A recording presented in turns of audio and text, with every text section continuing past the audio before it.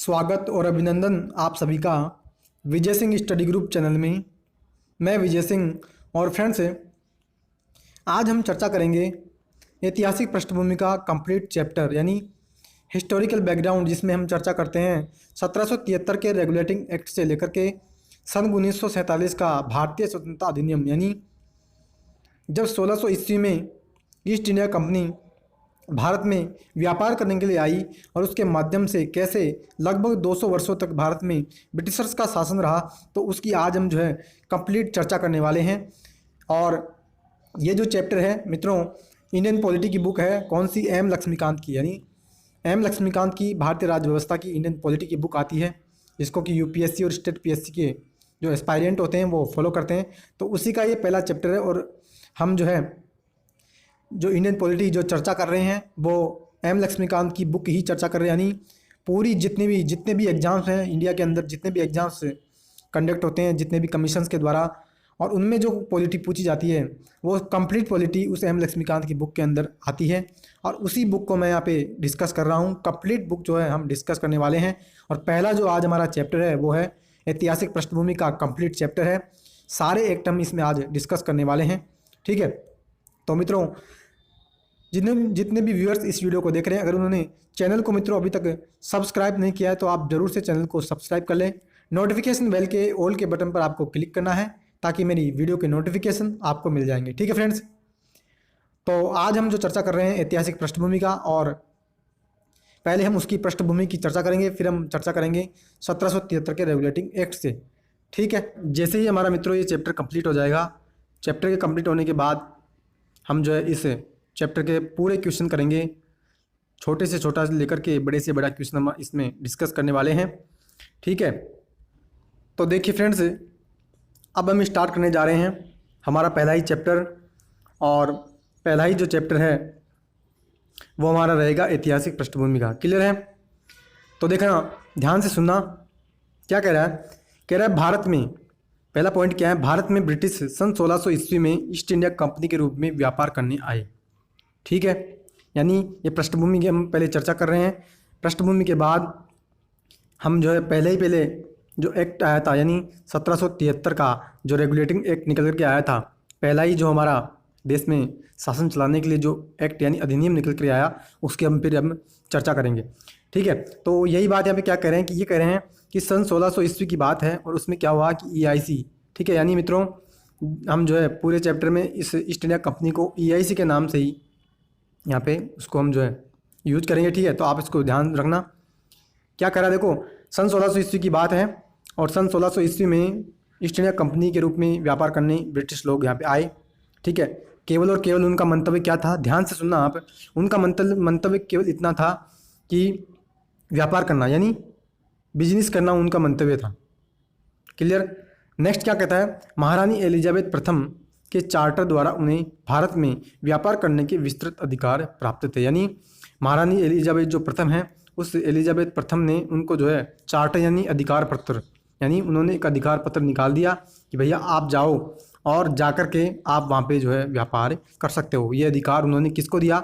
East India company को। यानी मित्रों ध्यान रखना, ये एक कंपनी है, और कंपनियों को तो आप जानते ही हो, उनका तो व्यापार करना ही सबसे महत्वपूर्ण जो पर्पज होता है, तो वो यही होता है। क्लियर? अब देखो नेक्स्ट क्या कहता है, दो बात हमने चर्चा की, नेक्स्ट क्या कह रहा है, सिंपल वे में आपको कंप्लीटली समझाता चलूँगा। नेक्स्ट कहता है मित्रों कि कंपनी जिसके कार्य अभी तक सिर्फ व्यापार कार्यों तक सीमित थे, यानी कंपनी के काम जो सिर्फ अभी तक व्यापारिक, यानी मैंने कहा आपको कि कंपनी का काम क्या था, केवल और केवल व्यापार करना, ठीक है। केवल और केवल व्यापार करने के उद्देश्य से वो आई थी। लेकिन आगे देखो क्या कह रहा है, सन 1600 ईस्वी की तो बात थी क्या कि वो व्यापार करने के लिए आई। क्लियर? अब कह रहा है कि कंपनी जिसके कार्य सिर्फ व्यापारिक कार्यों तक ही सीमित थे, सन 1765 ईस्वी में क्या हुआ कि बंगाल, बिहार और उड़ीसा की दीवानी, अर्थात राजस्व एवं दीवानी न्याय के अधिकार उसने प्राप्त कर लिए। मित्रों बहुत ही इंपॉर्टेंट बात है क्या कि सन 100, यानी कि अगर आप मोटा मोटा देखें तो 165 साल के बाद क्या कह रहा है कि सन 1765 ईस्वी कब, अब मित्रों मैं यहाँ आपको इतिहास में लेकर के चलता हूँ। देखो क्या हुआ कि 1764 की बात है, बक्सर का युद्ध हुआ। क्लियर है? तो बक्सर का जब युद्ध हुआ बिहार में, बक्सर में, तो बक्सर के युद्ध के बाद मित्रों जो रॉबर्ट क्लाइव जो था, तो उस रॉबर्ट क्लाइव ने मित्रों सन 1765 ईस्वी में, कब, सन 1765 ईस्वी में उसने जो है इलाहाबाद की संधियाँ की थी। ठीक है, इलाहाबाद की 3 संधियाँ हुई थी। तो और उस समय जो राजा था वो एक तो था शाह आलम द्वितीय, एक था मित्रों अवध का नवाब शुजा-उद-दौला, और एक और था जो मेरे को अभी जो है रिकॉल नहीं हो रहा। तो 3 जने थे, इन तीनों के साथ उसने जो है 3 संधियाँ की थी। क्लियर है। तो यही बात है कि सन 1765 ईस्वी में जो है उसने जब इलाहाबाद की संधियाँ की, तो उस इलाहाबाद की संधि के तहत ही मित्रों बंगाल, बिहार और उड़ीसा के दीवानी के अधिकार जो कंपनी जो थी उस कंपनी को प्राप्त हुए थे। ठीक है। तो ऐसे मित्रों यहाँ पे फिर वो रेफरेंस निकल कर के आता है कि कैसे जो है मित्रों बंगाल, बिहार और उड़ीसा के उन्होंने दीवानी के अधिकार प्राप्त किए थे। यानी दीवानी का मतलब आप सिंपल सा ये समझना कि पैसों से संबंधित जितना भी लेन देन होता है ना, यानी राजस्व, रेवेन्यू से संबंधित और दीवानी न्याय से संबंधित वो मामले आते हैं दीवानी में। क्लियर है। यानी एक दो दीवानी और दीवानी और फौजदारी, इन दोनों में आखिर अंतर क्या होता है इसकी भी मैं जो आपके लिए अलग से जो है वीडियो बना दूंगा। लेकिन आप इतना यहाँ पे ध्यान रखिए कि पैसों से संबंधित जितने भी मामले होते हैं वो मामले आते हैं मित्रों दीवानी मामले में। ठीक है। और जितने भी सज़ा से संबंधित मामले होते हैं, ठीक है, या फिर किसी ने किसी का मर्डर कर दिया, तो वो सभी जो मामले आते हैं मित्रों वो मामले आते हैं फौजदारी मामले। यानी उनको हम क्या कहते हैं, फौजदारी मामलों की गिनती में हम उनको गिनते हैं। क्लियर है। तो ये हमने चर्चा कर ली कि यहाँ पे मित्रों क्या कह रहा है कि कंपनी के कार्य सिर्फ व्यापारिक कार्यों तक सीमित थे। लेकिन आगे क्या हुआ कि सन 1765 ईस्वी में बंगाल, बिहार, उड़ीसा के दीवानी के अधिकार उन्होंने प्राप्त कर लिए। और फिर उसके बाद क्या हुआ कि इसके तहत भारत में उसके क्षेत्रीय शक्ति बनने की प्रक्रिया प्रारंभ हुई। यानी मित्रों क्षेत्रीय शक्ति का मतलब यानी बंगाल, बिहार और उड़ीसा तीनों के उसने अधिकार प्राप्त कर लिए। यानी इन तीनों क्षेत्रों पर उसने जो है अधिकार प्राप्त कर लिया दीवानी से संबंधित, तो फिर वो उसका क्षेत्रीय शक्ति हो गई। क्लियर है। तो अब देखिए नेक्स्ट क्या कहता है, नेक्स्ट ये कह रहे हैं कि इसके तहत भारत में उसके क्षेत्रीय शक्ति बनने की प्रक्रिया प्रारंभ हुई। ये हमने कर लिया। आगे कहते हैं कि 1858 में सिपाही विद्रोह के फलस्वरूप ब्रिटिश ताज ने भारत के शासन का उत्तरदायित्व प्रत्यक्षतः अपने हाथों में ले लिया। इन मित्रों फिर 1857 के अंदर जब भारत की यानी 1857 की जब क्रांति हुई, भारत का प्रथम स्वतंत्रता संग्राम हुआ, तो उस स्वतंत्रता संग्राम के बाद जो ब्रिटिश थी यानी ब्रिटिश जो सत्ता थी उसको ये लगा, यानी जो महारानी एलिजाबेथ जो चार्टर के द्वारा जब वो कंपनी व्यापार करने के लिए आई थी, तो ब्रिटिशर्स को ये लगा कि कंपनी जो व्यापार कर रही थी और कंपनी का जो क्षेत्र शक्ति थी इन तीनों के ऊपर, तो वो उस मामले में वो कंपनी जो विफल रही है। और फिर आगे उसने क्या किया कि 1857 में तो युद्ध हो ही गया, और 1858 के अंदर मित्रों एक एक्ट निकल के आएगा 1858 में कि 1858 का भारत शासन अधिनियम, उस अधिनियम के माध्यम से फिर ये कंपनी को तो मित्रों समाप्त कर दिया जाएगा। यानी कंपनी करेगी सिर्फ व्यापार, और जो प्रशासन और जो राज करने का उत्तरदायित्व किसने ले लिया, राज करने का उत्तरदायित्व मित्रों ब्रिटिश ताज ने। ठीक है। यहाँ पे देखिए आप, राज करने का जो उत्तरदायित्व है वो प्रत्यक्षतः ब्रिटिश ताज ने अपने हाथों में ले लिया। यानी ब्रिटिश जो ताज है, ब्रिटिशर्स यानी ब्रिटिश की जो सरकार है उसके पास ये अधिकार चला जाएगा कि वो राज करेगी, वो प्रशासन चलाएगी, वो जो भी कुछ काम करेगी वो सारा काम ब्रिटिश सत्ता ही करेगी। क्लियर है। आगे देखो क्या कहता है कि यह शासन 15 अगस्त सन 1947 में भारत की स्वतंत्रता प्राप्ति तक अनवरत रूप से जारी रहा। वही बात है कि जब 15 अगस्त 1947 को जब भारत को आज़ादी मिल गई, तब जाकर के मित्रों भारत के अंदर ब्रिटिश सत्ता का जो है अंत हुआ। ठीक है। तो ये मित्रों मैंने आपसे चर्चा की कि कैसे जो है मित्रों एक कंपनी थी सन 1600 ईस्वी में व्यापार करने के लिए आई थी। 1765 ईस्वी में इलाहाबाद की संधि के तहत उसने बंगाल, बिहार, उड़ीसा की दीवानी के उसने अधिकार प्राप्त किए। फिर जैसे ही 1857 के अंदर जब युद्ध हुआ, तो 1857 के युद्ध के बाद ब्रिटिशर्स को ये लगा कि भैया ये कंपनी जो है भारत में सत्ता करने में विफल रही है, तो सारा जो उत्तरदायित्व है हम अपने हाथों में ले लेते हैं, और अब जो राज चलाएंगे वो सिर्फ हम ही चलाएंगे। ठीक है। तो ये मैंने आपसे चर्चा कर दी। अब मित्रों जो एक्ट आएंगे, यानी मैंने आपसे चर्चा की थी कि सन 1773 का सबसे पहले रेगुलेटिंग एक्ट निकल के आएगा, तो उसी के अभी आपसे हम जो है चर्चा स्टार्ट कर रहे हैं। यानी पहला एक्ट जो आया था वो आया था सन 1773 का रेगुलेटिंग एक्ट। ठीक है। बहुत ही मित्रों बहुत इंपॉर्टेंट एक्ट है, क्योंकि 1773 का रेगुलेटिंग एक्ट ऐसा है जो पहली बार निकल कर आया था, और इसमें कुछ प्रावधान बहुत ही इंपॉर्टेंट प्रावधान है जिसकी हम इसमें चर्चा भी करने वाले हैं। तो ध्यान से आप सुनते रहना। ठीक है। पहला एक्ट है कंपनी का शासन 1773 से 1858 तक, यानी मैंने आपसे कहा था ना कि 1773 से उसने तो व्यापार करना स्टार्ट किया और 1857 तक उसने व्यापार किया, और 1858 के एक्ट में जाकर के फिर ब्रिटिश सत्ता ने अपने, यानी ब्रिटिश सरकार जो थी उसने भारत का शासन अपने हाथों में ले लिया। यानी कंपनी ने जो शासन किया कब तक किया, 1773 से 1858 तक। 1858 के बाद तो जो राज करने का जो अधिकार था वो ब्रिटिश सरकार के हाथों में चला गया था। ठीक है, तो देखो स्टार्ट हम कर रहे हैं और देखो क्या कहता है। ये कहता है पहला 1773 का रेगुलेटिंग एक्ट, और कह रहे हैं कि भारत में ईस्ट इंडिया कंपनी के कार्यों को नियमित और नियंत्रित करने की दिशा में ब्रिटिश सरकार के द्वारा उठाया गया पहला कदम। बिल्कुल सही बात है, क्योंकि पहला ही एक्ट है और इसी एक्ट के माध्यम से कंपनी जो काम कर रही थी उस कंपनी के कामों को हमने नियमित किया, यानी हमने उसको रेगुलेट किया, हमने उसको कंट्रोल भी किया। तो उस करने की दिशा में ब्रिटिश सरकार का पहला कदम, यानी ब्रिटिश सरकार ने जो पहला एक्ट जो लेकर के आई वो पहला एक्ट है 1773 का रेगुलेटिंग एक्ट। पहली बात इंपॉर्टेंट। ठीक है, नेक्स्ट देखो क्या कहता है। नेक्स्ट मित्रों कहता है कि इसके द्वारा पहली बार कंपनी के प्रशासनिक और राजनीतिक कार्यों को मान्यता मिली। बिल्कुल सही बात है कि प्रशासन जो करेगी कंपनी, ठीक है, और राजनीतिक कार्य भी जो करती थी कंपनी, उन दोनों को मान्यता हमने दे दी 1773 के रेगुलेटिंग एक्ट के माध्यम से। क्लियर। नेक्स्ट कहता है कि इसके द्वारा भारत में केंद्रीय प्रशासन की नींव भी रखी गई। ठीक है, यानी ये जो 1773 के रेगुलेटिंग एक्ट से लेकर के 1858 तक की जो बात हम कर रहे हैं, तो उसी में कह रहे हैं कि 1773 का रेगुलेटिंग एक्ट ब्रिटिश सरकार के द्वारा उठाया गया पहला कदम है। इसके माध्यम से प्रशासनिक और राजनीतिक कार्यों को हमने मान्यता दी कंपनी के, और साथ ही कह रहा है कि केंद्रीय प्रशासन की नींव भी यहाँ पे रखी गई। अब देखो मित्रों, प्रॉपर्ली अधिनियम की विशेषताओं की अब हम चर्चा कर रहे हैं और बहुत ही इंपॉर्टेंट प्रावधान है मित्रों। पहला प्रावधान है और बहुत वहाँ से इंपॉर्टेंट बात निकल करके आएगी, और वो बात निकल करके आ रही है, वो क्या निकल के आ रही है, कह रहे हैं पहला है कि इस अधिनियम के द्वारा बंगाल के गवर्नर को बंगाल का गवर्नर जनरल बना दिया गया। मित्रों कई बार एग्जाम में पूछा गया है और बहुत ही कॉमन क्वेश्चन है कि बंगाल के गवर्नर को, यानी बंगाल के गवर्नर को बंगाल का गवर्नर जनरल कब बनाया गया। तो उसका सीधा सा आंसर आप ये देना 1773 में, यानी 1773 के रेगुलेटिंग एक्ट के माध्यम से हमने बंगाल के गवर्नर को बंगाल का गवर्नर जनरल बनाया।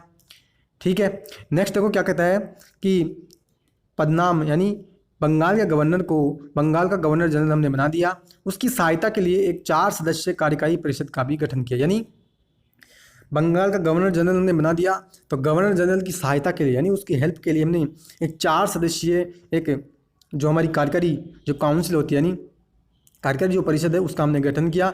और कह रहे हैं कि उल्लेखनीय कि ऐसे पहले गवर्नर लॉर्ड वारेन हास्टिंग थे। यानी मित्रों क्या कह रहा है, अगर आपसे ये पूछ ले कि बंगाल के पहले गवर्नर जनरल कौन थे, ठीक है, तो वही यहाँ पे कह रहे हैं कि बंगाल का गवर्नर जनरल, हमने बंगाल के गवर्नर को बंगाल का गवर्नर जनरल बना दिया।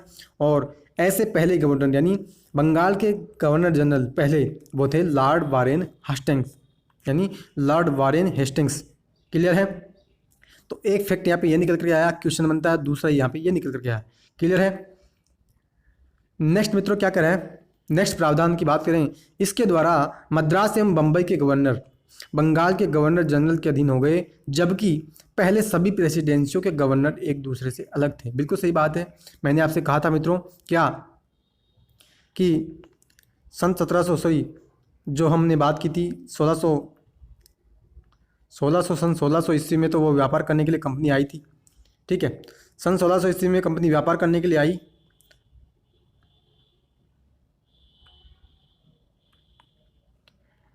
यानी सन 1600 ईस्वी में कंपनी व्यापार करने के लिए आई थी और 1765 में उसने बंगाल, बिहार और उड़ीसा के दीवानी के अधिकार उसने प्राप्त किए। ठीक है, तो वही बात यहाँ पे कह रहे हैं कि मद्रास और बम्बई इनके जो गवर्नर थे उन गवर्नरों को भी हमने किसके अधीन कर दिया, हमने कर दिया बंगाल के गवर्नर जनरल के अधीन। यानी ये जो इनके गवर्नर है वो भी बंगाल के गवर्नर जनरल के अधीन ही रहेंगे।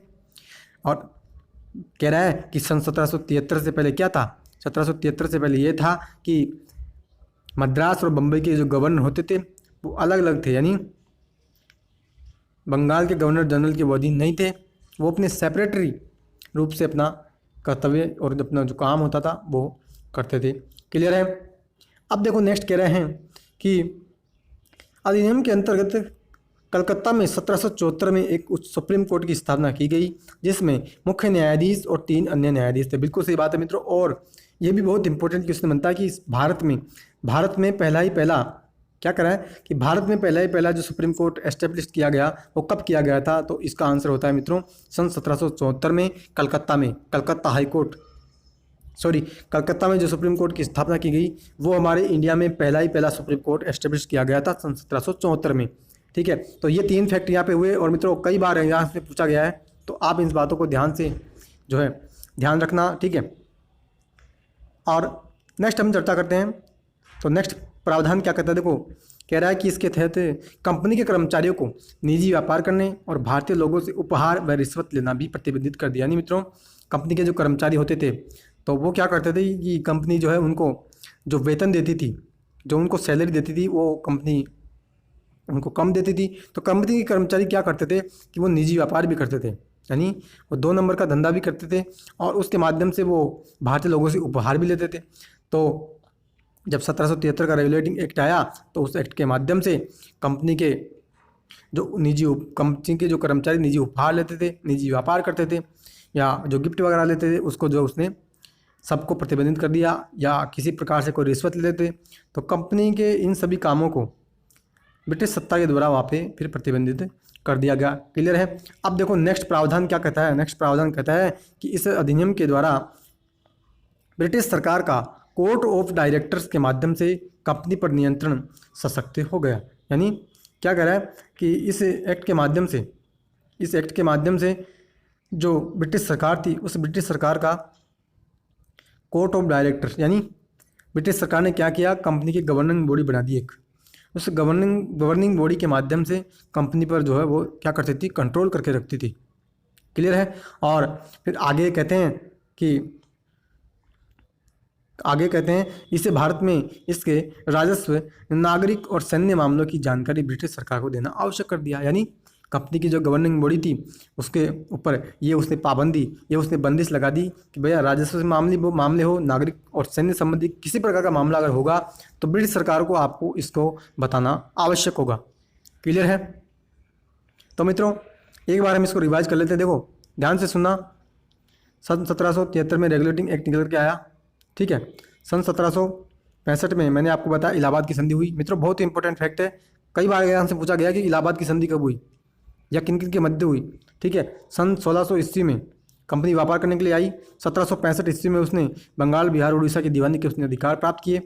क्लियर है। बंगाल का 1773 के रेगुलेटिंग एक्ट के माध्यम से बंगाल का जो गवर्नर था उसको गवर्नर जनरल, यानी बंगाल का गवर्नर को बंगाल का गवर्नर जनरल हमने बना दिया।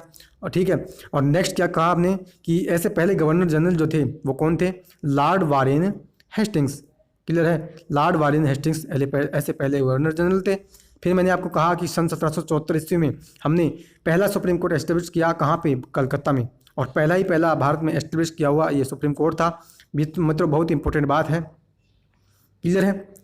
और कंपनी के कार्यों को नियमित और नियंत्रित करने वाला जो एक्ट था वो भी कौन सा था, 1773 का रेगुलेटिंग एक्ट। तो ये मैंने आपको यहाँ पे समराइज कर दिया। ठीक है। तो इस प्रकार से मित्रों आपको ये इन चीज़ों को याद रखना है। जैसे मैंने आपको इतनी समय में अभी ये सब बातें आपने रिवाइज करी, तो इसी प्रकार से आपको मित्रों याद रखना है। और मित्रों मैंने जो है मेरे आपके बारे में आपको नहीं बताया, तो मैंने जो है ये जो मैंने आपको बताया था कि इंडियन पॉलिटी की जो बुक है एम लक्ष्मीकांत की, ये बुक को मैंने मित्रों बहुत ही बार पढ़ा है मैंने।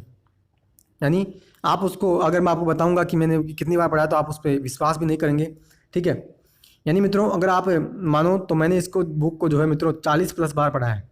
अब आप इस बात का विश्वास भी नहीं करेंगे, तब जाकर के मित्रों मैंने आपको इस समय में, यानी अभी जो मैंने आपको समराइज़ किया कि ये इतनी 1773, 1774, 1765, सन 1600 ईस्वी, ठीक है, बंगाल, बिहार, उड़ीसा की दीवानी के अधिकार प्राप्त किए। तो ये मैंने आपको इसके द्वारा जब मैंने इनको इतनी बार पढ़ाया तब जाकर के मैंने इतने कम समय में आपको यहाँ पे रिवाइज करवाया। तो आप अगर मेरे साथ बने रहेंगे कंप्लीटली, मैं आपको पूरी पॉलिटी की यहाँ पे बुक कंप्लीट करवा दूँगा। कहीं भी आपको भटकने की जरूरत नहीं पड़ेगी। एक एक प्रावधान की, एक एक शब्द की मैं आपके साथ यहाँ पे डिस्कस करूँगा कि आपको यहाँ पे जो आनंद आने लगेगा, मज़ा आने लगेगा। ठीक है। और जो भी मेरे साथी के जिन्हें मित्र ये समझते कि पॉलिटिक्स समझ में नहीं आती, आप एक बार विश्वास करके मेरे साथ बने रहना। आप जो है पॉलिटी में बहुत ही अच्छे स्कोर करेंगे कहीं भी, और बहुत ही यानी नेग्लिजिबल आपकी जो है संभावनाएं हो जाएगी क्वेश्चंस को गलत करने की। क्लियर है? तो ये मैंने आपको बता दी। अब देखो मित्रों, नेक्स्ट एक्ट की हम चर्चा कर रहे हैं। क्लियर है? तो देखो क्या कहता है, सन 1773 का रेगुलेटिंग एक्ट निकल के आया, और उसके बाद मित्रों क्या हुआ कि सन 1781 का एक्ट और निकल करके आया था। इसमें कुछ ज़्यादा प्रावधान नहीं थे, इसलिए मैंने आपको यह लिखा भी नहीं है। और जो जब हम इस एक्ट की बात करते हैं तो बस इसमें यही हम देखते हैं कि 1781 का एक्ट ऑफ सेटलमेंट निकल करके आया था। ठीक है? तो यानी कि 1773 का जो रेगुलेटिंग एक्ट था ना मित्रों, इस एक्ट के अंदर कुछ ऐसी खामियां रह गई थी, तो उस खामियों को सुधारने के लिए ही 1781 का हमने एक्ट ऑफ सेटलमेंट भी लेकर के हम आए थे। बस यही इतना सा इसका प्रावधान है। क्लियर? और नेक्स्ट अब हम चर्चा करें तो नेक्स्ट देखो क्या कहता है, 1784 का अब हम पिट्स इंडिया एक्ट की हम चर्चा कर रहे हैं। ठीक है? और कई बार मित्रों एग्जाम्स में ये पूछा भी गया है कि कौन से अधिनियम को पिट्स इंडिया एक्ट के माध्यम से भी जाना जाता है। 1773 की, ठीक है, 1784 के, 1857 के। तो इस प्रकार से मित्रों आपको यहाँ पे ऑप्शंस भी दे दिए जाते हैं। तो इनके जो नाम हैं, यानी इनके जो अलग से विशेष जो नाम हैं, उन विशेष स्पेशल नेम्स को भी आपको जो यहाँ पे ध्यान रखना है। क्लियर है?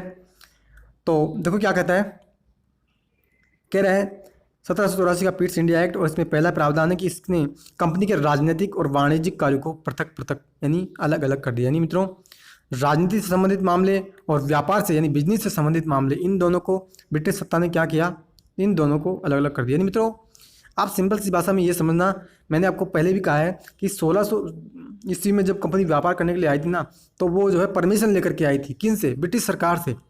तो परमिशन लेकर के जब वो ब्रिटिश सरकार से आई, तो ब्रिटिश सरकार ने, मैंने आपको कहा था कि उसने एक चार्टर निकाला ब्रिटिश, यानी मैंने कहा था ना कि महारानी एलिजाबेथ प्रथम के चार्टर के द्वारा कंपनी जो है व्यापार करने के लिए आई। तो यही प्रावधान है कि यानी वो समय समय पर वो जो ब्रिटिश सरकार है वो उस कंपनी को व्यापार करने के लिए अधिनियम बना रही है, यानी एक्ट बना रही है। जैसे हमारे देश में भी जब सरकारें, चाहे केंद्र की सरकार हो या राज्य की सरकार हो, जब वो कोई कानून बनाती है तो उस कानून के माध्यम से ही तो विभिन्न प्रकार के प्रावधान करती है। यानी जैसे उसने महिला आयोग कानून, यानी जैसे महिला आयोग बनाया, स्टैट्यूटरी बॉडी है, सांविधिक निकाय है। ठीक है? सन 1990 में वो एस्टेब्लिश हुई। तो यानी सन 1990 में एक्ट आया, और उसके माध्यम से 1992 में जब वो एस्टेब्लिश हुई, तो उस एक्ट के माध्यम से ही तो उसने जो है उसमें प्रावधान बताया कि हाँ इसमें एक महिला आयोग, यानी इसमें महिला आयोग जो है उसमें कितने सदस्य होंगे, महिला आयोग की जो अध्यक्ष है उसके पास क्या शक्तियाँ होगी, महिला आयोग के पास क्या शक्तियाँ होगी। तो उसी प्रकार से यहाँ पे भी यही प्रावधान निकल के आ रहे हैं कि जो एक कंपनी है, इस कंपनी को अधिकार दे रही है, बार बार में उसको रेगुलेट कर रही है ब्रिटिश सरकार इन अधिनियमों के माध्यम से। तो वो ये अधिनियम जो है ना, वो यही जो अधिनियम जो थे वो यही अधिनियम है। ठीक है? और फिर जब ब्रिटिश सरकार का राज यहाँ पे, यानी सॉरी कंपनी का राज जब 1858 में जब अंत हो जाएगा, तो जब फिर जाकर के ब्रिटिश सरकार वहाँ पे राज करने लग जाएगी। क्लियर है? तो यही कह रहा है कि इसने कंपनी के राजनीतिक और वाणिज्यिक कार्यों को यहाँ पे अलग किया। पहला प्रावधान ये है। नेक्स्ट क्या है कि इसने निदेशक मंडल को कंपनी की व्यापारिक मामलों के अधीक्षण की अनुमति तो दे दी, लेकिन राजनीतिक मामलों के प्रबंधन के लिए नियंत्रण बोर्ड के नाम से एक हमने अलग बॉडी का यहाँ पे गठन किया। यानी मित्रों क्या कर रहा है, ये कह रहा है कि निदेशक मंडल यानी बोर्ड ऑफ डायरेक्टर्स जो है उसको कंपनी की व्यापारिक मामलों के अधीक्षण, यानी कंपनी की व्यापारिक मामले जो होंगे, व्यापार से बिजनेस से संबंधित जितने भी मामले होंगे, उन मामलों को जांचेगा, उन मामलों को परखने का मामला, यानी परखने की जो शक्ति जो दी, जो पावर जो दी, वो हमने दे दी किसको? निदेशक मंडल को। लेकिन मित्रों क्या हुआ कि राजनीतिक मामलों, यानी कहा था ना मैंने कि यहाँ पे राजनीतिक, ठीक है, यानी यहाँ देखिए आप, यहाँ मैंने आपको कहा कि राजनीतिक मामले और वाणिज्यिक मामले, इन दोनों को इसने अलग किया। ठीक है? अब कह रहा है कि वाणिज्य का मतलब यही होता है व्यापारिक मामले। ठीक है? यानी व्यापार से संबंधित मामले, कमर्शियल मामले। तो ये कह रहा है कि व्यापारिक जो मामले हैं ना मित्रों, इन मामलों के अधीक्षण की अनुमति हमने किसको दी? निदेशक मंडल को। ठीक है? ये तो हमने कर दिया। अब कह रहा है कि राजनीतिक जो मामले थे, उन राजनीतिक मामलों के मैनेजमेंट, प्रबंधन के लिए हमने क्या किया? अलग बोर्ड बनाया।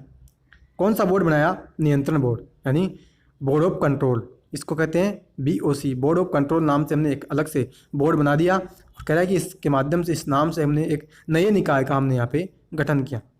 क्लियर है? तो ये कह रहा है यहाँ पे कि दो यहाँ पे हमने जो बॉडी बना दी, एक राजनीतिक मामलों के प्रबंधन मैनेजमेंट के लिए, और एक कमर्शियल मामले, व्यापारिक मामलों के मैनेजमेंट के लिए। क्लियर है। नेक्स्ट प्रावधान मित्रों क्या कहता है? नेक्स्ट प्रावधान मित्रों कहता है नियंत्रण बोर्ड को यह भी शक्ति थी कि वह ब्रिटिश नियंत्रित भारत में सभी नागरिक, सैन्य, सरकार व राजस्व गतिविधियों का अधीक्षण और नियंत्रण करे। यानी मित्रों जो हमने दूसरी बॉडी जो बनाई, जो हमने बीओसी बनाई, उस बीओसी को हमने ये पावर्स भी दी कि भैया आप क्या कर सकते हो, ब्रिटिश नियंत्रित जो भारत है, यानी कंपनी के दौरान जो नियंत्रित भारत है ब्रिटिश, उसमें सभी प्रकार के नागरिक मामले, सैन्य मामले या रेवेन्यू से संबंधित जितने भी मामले होंगे उनका वो नियंत्रण भी कर सकती है, उनका वो अधीक्षण भी कर सकती है, उनकी जांच पड़ताल भी वो कर सकती है। क्लियर है। तो ये मित्रों सिंपल वे में मैंने आपको समझाया। अब देखो यहाँ पे इस बॉक्स के माध्यम से बहुत ही इंपॉर्टेंट यहाँ बात निकल करके आएगी और वो क्या कहेगी। देखो मित्रों कह रहा है कि यह अधिनियम 2 कारणों से महत्वपूर्ण था। कौन सा? 1784 का पिट्स इंडिया एक्ट। कह रहा है कि पहला, भारत में कंपनी के अधीन क्षेत्र को पहली बार ब्रिटिश आधिपत्य का क्षेत्र कहा गया। मित्रों कई बार यहाँ पे एग्जाम्स में क्वेश्चन बनता है कि कब जो है भारत में कंपनी के अधीन क्षेत्र को ब्रिटिश आधिपत्य का क्षेत्र कहा गया। ठीक है, तो वो है 1784 का पिट्स इंडिया एक्ट के माध्यम से। बहुत ही फैक्चुअल चीज़ है मित्रों, याद आपको इसको रखना है। जब हम क्वेश्चंस करेंगे चैप्टर कंप्लीट होने के बाद, तो मैं आपके समक्ष जो है बहुत ही अच्छे लेवल के क्वेश्चन आपके समक्ष रखूंगा। तो मैं आपको यहाँ पे पहले ही बताते जा रहा हूँ कि यहाँ से क्वेश्चन बनने की संभावना, और वहाँ पे भी जब मैं आपके समक्ष क्वेश्चन रखूंगा तो ये क्वेश्चन आपको वहाँ पे जरूर देखने को मिलेंगे। ठीक है। और पहला तो ये हमने कह दिया 2 कारणों से महत्वपूर्ण था, और पहला तो ये हमने कह दिया। और दूसरा ये कह रहा है ब्रिटिश सरकार को भारत में कंपनी के कार्यों और इसके प्रशासन पर पूर्ण नियंत्रण प्रदान किया गया। यानी ब्रिटिश सरकार जो है उसको भारत में कंपनी के कार्य और प्रशासन पर पूरा नियंत्रण करेगा। कौन? ब्रिटिश सरकार। इस एक्ट के माध्यम से ब्रिटिश सरकार ने ये शक्ति ले ली कि भैया जो है हम क्या करेंगे, जो कंपनी है उस कंपनी के ऊपर चाहे प्रशासन से संबंधित मामले हो चाहे और कोई भी मामला हो, हम उस पर पूरा नियंत्रण इस एक्ट के माध्यम से करने वाले हैं। ठीक है फ्रेंड्स। तो फ्रेंड्स आज का लेक्चर हम यहीं स्टॉप रखते हैं। आगे के लेसन में हम स्टार्ट करेंगे 1813 के चार्टर एक्ट के माध्यम से, यानी 1813 का चार्टर एक्ट। हम इसको नेक्स्ट लेसन में, नेक्स्ट जो वीडियो आएगी उसमें हम स्टार्ट करेंगे। तो फ्रेंड्स मैं आपके फिर से कह रहा हूँ कि आप मेरे साथ बने रहिएगा। पूरी कंप्लीट पॉलिटी हम जो है इसे यूट्यूब चैनल के माध्यम से, विजय सिंह स्टडी ग्रुप के माध्यम से मैं आपको यहाँ पे जो है कंप्लीट करने वाला हूँ। जिन्होंने भी मित्रों अभी तक चैनल को सब्सक्राइब नहीं किया है तो आप जरूर से चैनल को सब्सक्राइब कर लीजिएगा। ठीक है। और जो नोटिफिकेशन, जो घंटी का बेल होता है, उस घंटी के बेल के ऊपर दबाते ही आपको ऑल बटन आता है, उस ऑल के बटन पर आपको क्लिक करना है। ठीक है, ताकि मैं जैसे ही वीडियो डालूंगा आपको उसका नोटिफिकेशन मिल जाएगा। ठीक है। तो फ्रेंड्स, और हाँ, मेरी जो इंडियन पॉलिटी, यानी जो पॉलिटी की जो NCERT जो होती है, ठीक है, पॉलिटी की NCERT मित्रों क्लास 6 की, 7th की और 8th की, यानी ये दोनों मैंने आपको कंप्लीट करवा दी थी पहले। 8th क्लास की NCERT हमारी चल रही है पॉलिटी की, और उसमें 6वां लेसन मैंने आपको करवा दिया था। तो 7 जो लेसन है वो भी मैं जल्द ही इस चैनल के ऊपर डालने वाला हूँ। तो ज़रूर से आप मित्रों उनको देखते रहिएगा। और हाँ, आगे आगे जैसे हम बढ़ते जाएंगे और भी नेक्स्ट जो सब्जेक्ट है, चाहे हिस्ट्री हो या आर्ट एंड कल्चर हो, तो वे सभी हम इस पे ऊपर जो करने वाले हैं। तो ज़रूर से आप मित्रों चैनल को सब्सक्राइब कर लीजिएगा। और मित्रों मैंने आपको जो आज पढ़ाया है उसको जो है, चलिए उसको एक बार हम समराइज़ कर ही लेते हैं। ठीक है, एक बार मैं आपको जो है लास्ट में एक बार और समरी आपको करवा रहा हूँ, ताकि आपके दिमाग में वो चीज़ें अच्छे से बैठ जाए। और जैसे भी, यानी कभी भी हम जो है वीडियो में कोई भी चीज़ डिस्कस करेंगे तो लास्ट में हम जो है उसको एक क्विक रिवीजन कर लेंगे, ताकि सारी चीज़ें आपके दिमाग में अच्छे से बैठ जाए। देखो, सन 1600 ईस्वी में कंपनी व्यापार करने के लिए आई। ठीक है। सन 1765 में बंगाल, बिहार, उड़ीसा की उसने दीवानी के अधिकार प्राप्त किए।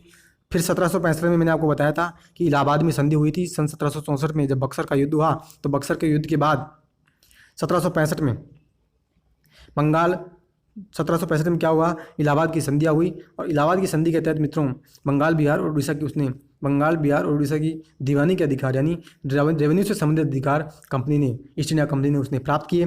ठीक है, ईस्ट इंडिया कंपनी ने अधिकार प्राप्त कर लिए। 1773 का फिर रेगुलेटिंग एक्ट आया, कंपनी का कार्य को नियंत्रित और नियमित करने की दिशा में पहला कदम। सन 1774 में कलकत्ता हाईकोर्ट की स्थापना हुई, कलकत्ता में सुप्रीम कोर्ट की स्थापना हुई। ठीक है। फिर मैंने आपको बताया कि कंपनी के जो निजी मामले और जो कंपनी जो गिफ्ट लेती थी, उपहार जो लेती थी निजी, वो सभी हमने जो 1773 के एक्ट के माध्यम से हमने उनको सभी को बंद कर दिया। फिर मैंने आपको कहा कि सन 1781 का एक्ट आया और उस एक्ट को हम कहते हैं एक्ट ऑफ सेटलमेंट।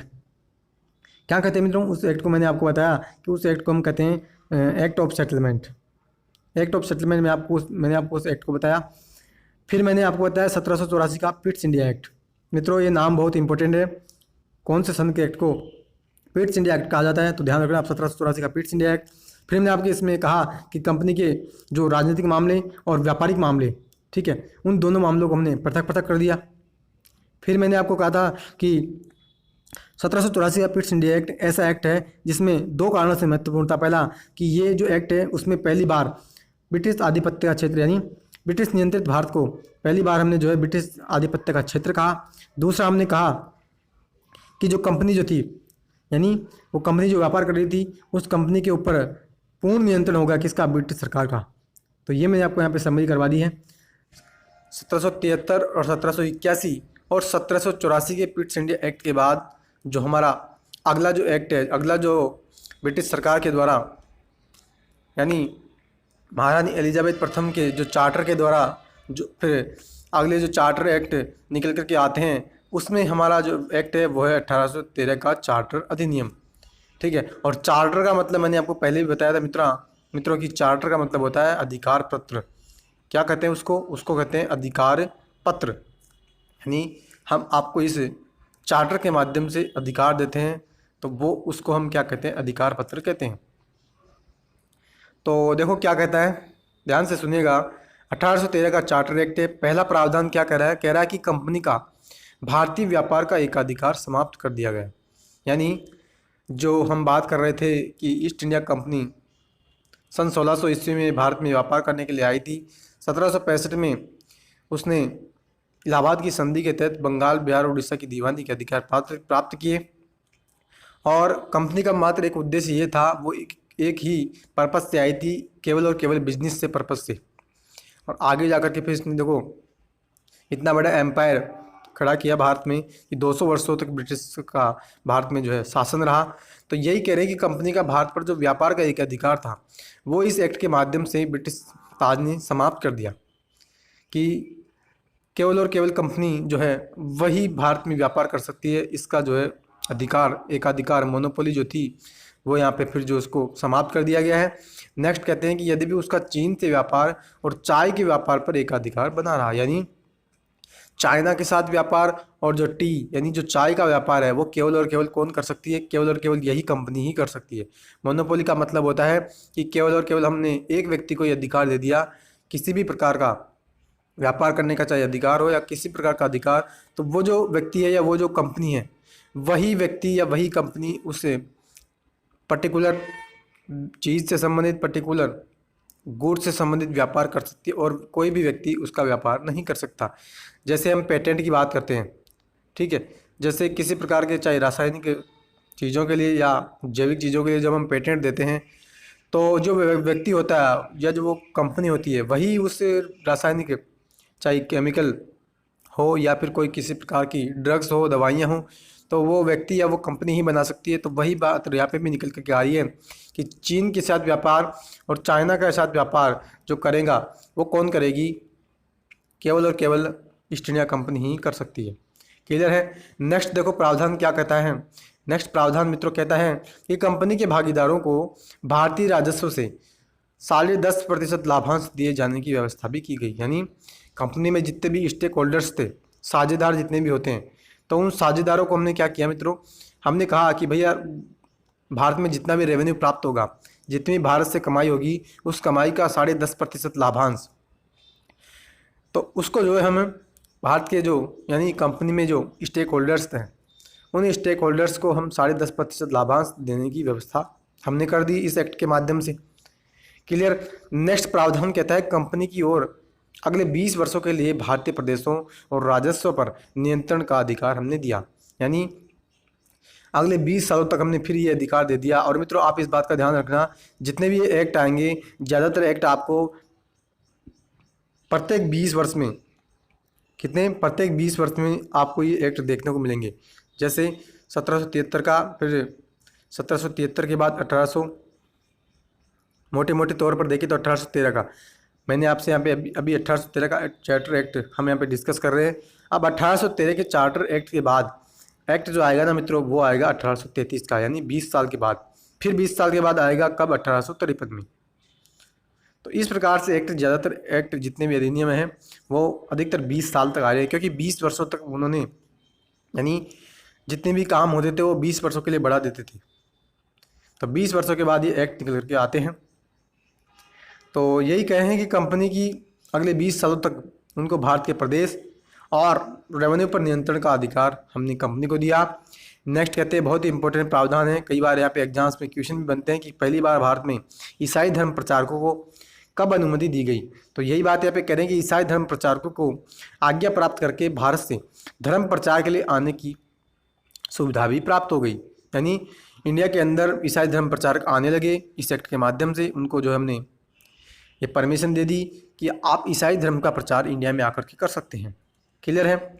नेक्स्ट प्रावधान कहता है कि कंपनी की आय से, क्या कह रहा है मित्रों, कि कंपनी की आय से भारत की शिक्षा के लिए प्रतिवर्ष 1 लाख रुपए व्यय करने की व्यवस्था भी की गई। यानी एक प्रावधान हमने ये और जोड़ दिया इंडिया में एजुकेशन सिस्टम को अच्छा बनाने के लिए, एजुकेशन में और प्रगति लाने के लिए, और उसमें जो है नई उसमें एक प्रगति लाने के लिए हमने क्या किया, कंपनी जितनी भी पैसा कमाएगी उस पैसों से क्या होगा कि उसको प्रति साल यानी प्रतिवर्ष 1 लाख रुपए शिक्षा पर, इंडिया में एजुकेशन पर आपको जो है खर्च करना पड़ेगा। यानी उस समय में 1 लाख रुपए बहुत बड़ी बात है, यानी 1813 की हम बात कर रहे हैं।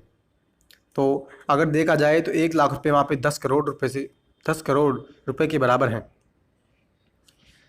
तो ये प्रावधान मित्रों हमने चर्चा की 1813 की चार्टर एक्ट की, यानी मोटे मोटे तौर पर मैंने आपके साथ 4 प्रावधान या 5 प्रावधान की हमने चर्चा की है।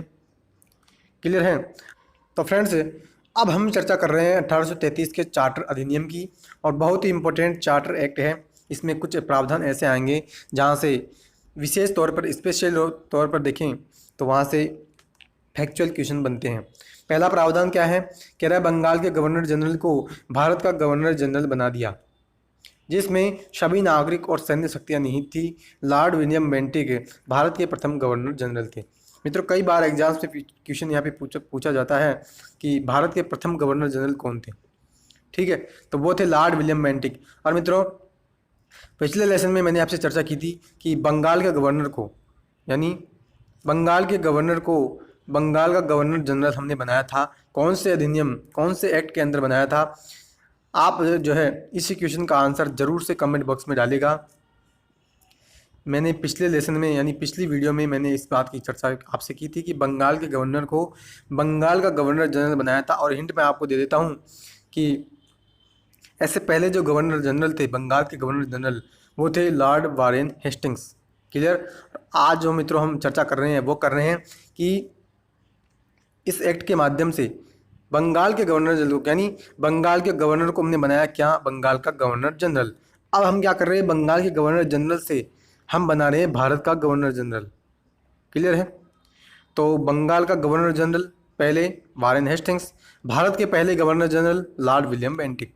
इंपॉर्टेंट फैक्ट है, जरूर से आपको उसको यहाँ पे ध्यान रखना है। क्लियर है। नेक्स्ट प्रावधान की हम चर्चा कर रहे हैं। तो नेक्स्ट प्रावधान क्या कहता है कि इसमें मद्रास और मुंबई के गवर्नर को विधायिका संबंधी शक्ति से वंचित कर दिया। क्या?